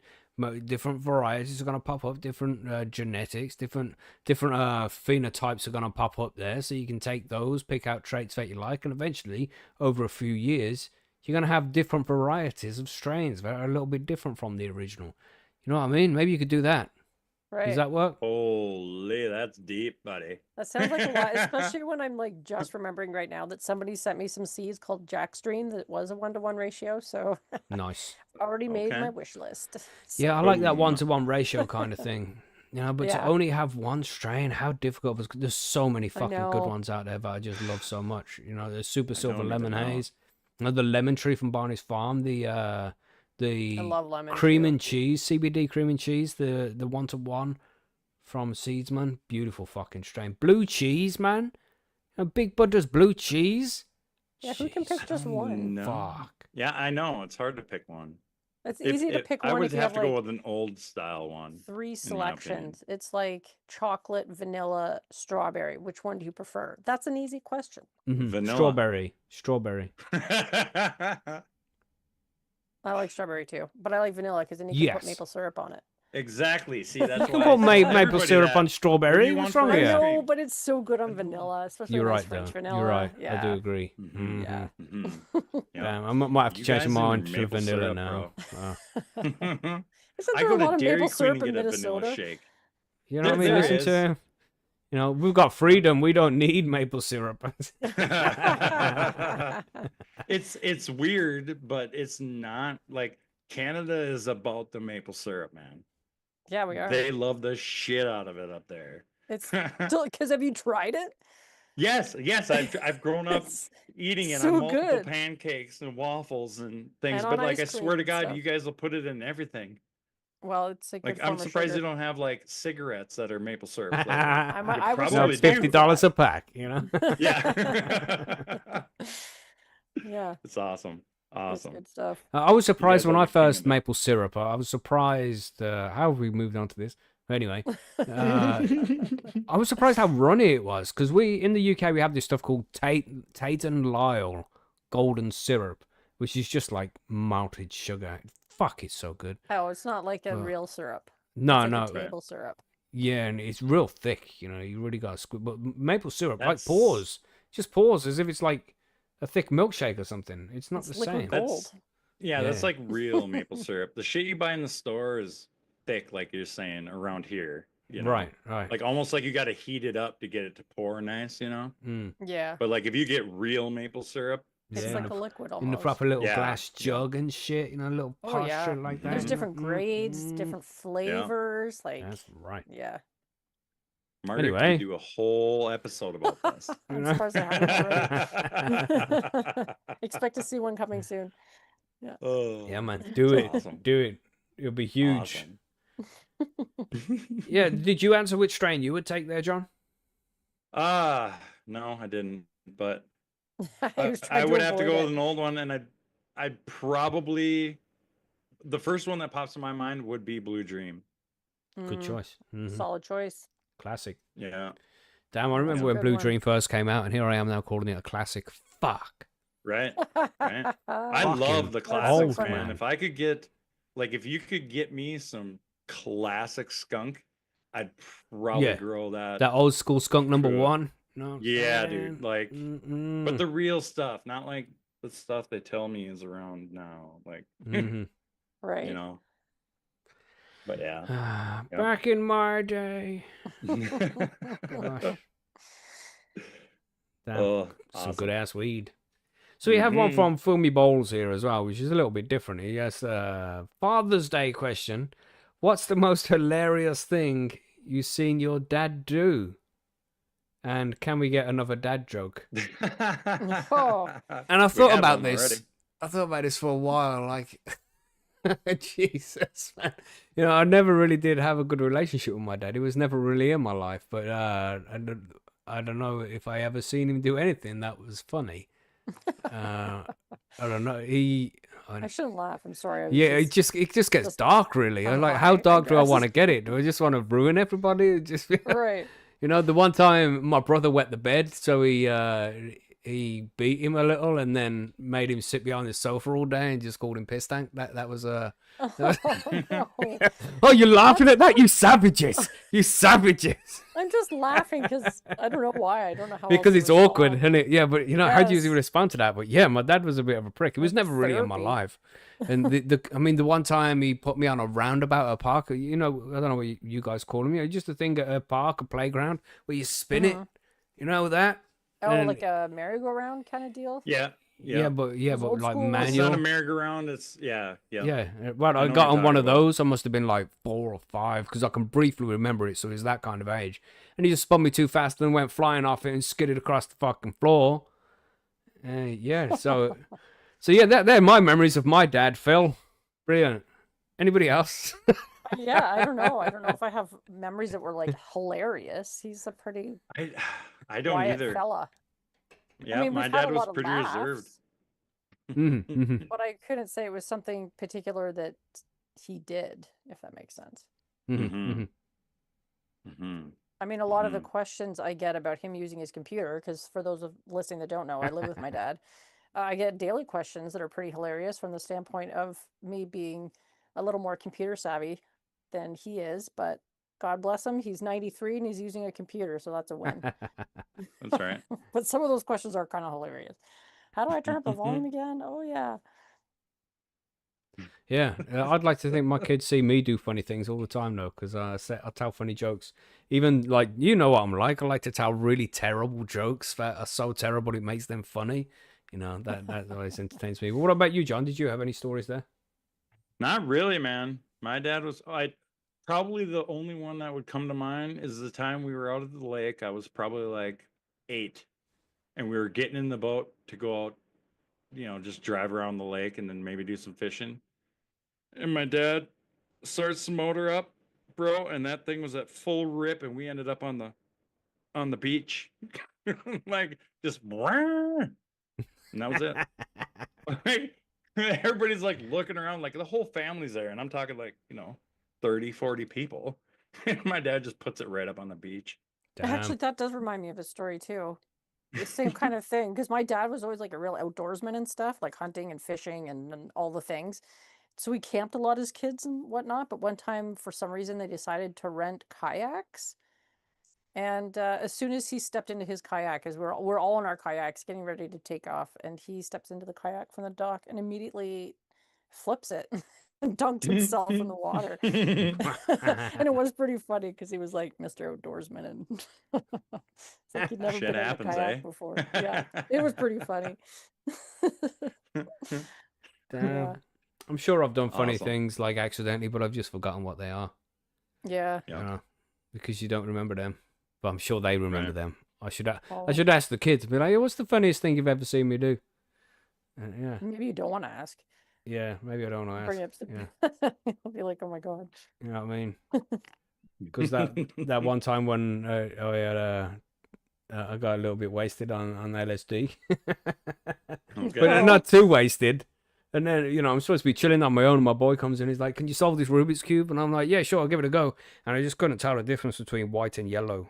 And it took me like fucking 4 minutes to solve this Rubik's cube when I can usually do it in 30 seconds. But he just Oh, that's assumed I was funny. drunk or something. And it's like, I Right. can't tell him, no, I wasn't actually drunk. I was just tripping balls, and I can't tell which The color was colors all what. look the same. You know what I mean? It's, Uh, it's funny you that bring was up fun. the Rubik's cube, and then Margaret's face popped up here. Oh, yeah. But yeah, I hope everybody did have a good Father's Day. I got some beautiful whiskey, which I'm trying to go through slowly, but I'm already fucking more than half the bottle through over there. But God, it's so nice, delicious whiskey. I do love the whiskey. I gotta have a whiskey day with my buddy again. Man, he's got some good stuff. Yeah, man. I do enjoy whiskey. I enjoy any high quality made anything really. That's what it is. I just like to sip on a whiskey, smoke some. Well, not smoke some cannabis because I don't smoke anymore. It's like Right. I had the kids round, and they're the older kids. These are like 20 years old, and I got my bong out, which I haven't used yet. So because somebody won one, but it was the shipping was a pain in the ass. So we just bought one from Alibongo to ship directly to them, and I kept the one which was given away. But I can't hit a bong. Fucking that shit would kill me, man. So I'm like, but one of the older boys, he likes to smoke a lot of weed. I was like, you want to hit the bong? Oh, here, I haven't even tried it. You want to hit the bong? He's like, oh, fuck yeah. So then, loaded the bong for him and he hit that shit. There was a little bit left, and then I had a little hit of the bong, just a little hit, and I was high enough. And the missus was like, you want another one of this? Like, no. And I was fine. It's not like I was fucking massively stoned or anything like that, but just half a toke on a bong was enough to get me high enough. But it's just it wasn't so bad, but smoking the cannabis is just different to what it is in a dry herb vaporizer. And just the flavor for me from a dry herb vape is just too good, man. Too good. Yeah, I really like it too. It is pretty fantastic. Yeah. When you smoke it, it's just not the same. You get a better hit when you smoke it. Yeah. But I'd rather have 10 draws of my Mighty that tastes so good and then will get me the same high as one hit from the bong would, but it just didn't taste the same. I'd rather just do the 10 Mighty hits. Delicious. Right. You know what I mean? But anyway, yeah. So hit the love bong. vapes so Good much. times. Good times. So yeah, just not smoke cannabis anymore. It's all vaping for me. I like it like that. It's crazy because if you would have said 5 years ago to me that you won't be smoking weed in 5 years, but fuck off, you crazy? Crazy? You see this shit? Fucking love weed, and I still love weed. I just have a different relationship with it now. Right. Yeah. Every once in a while, though, I just gotta roll me up like a pinner, share it with somebody. Yeah, I was thinking that the other day. I want to roll a blunt. Should I roll a blunt? Because I don't have to smoke it in a day, do I? But no, but I hate do enjoy relighting. That's why I don't like bowls either. Anyway, Nice. yeah, good session. Nice. I think that's all the questions. Do we have any more questions? Is everybody done? I don't think so. Yeah, I think Chat's we're all looking done. pretty quiet there. Nice then. Should we go to the outro? Yes. Do it. Let's do it.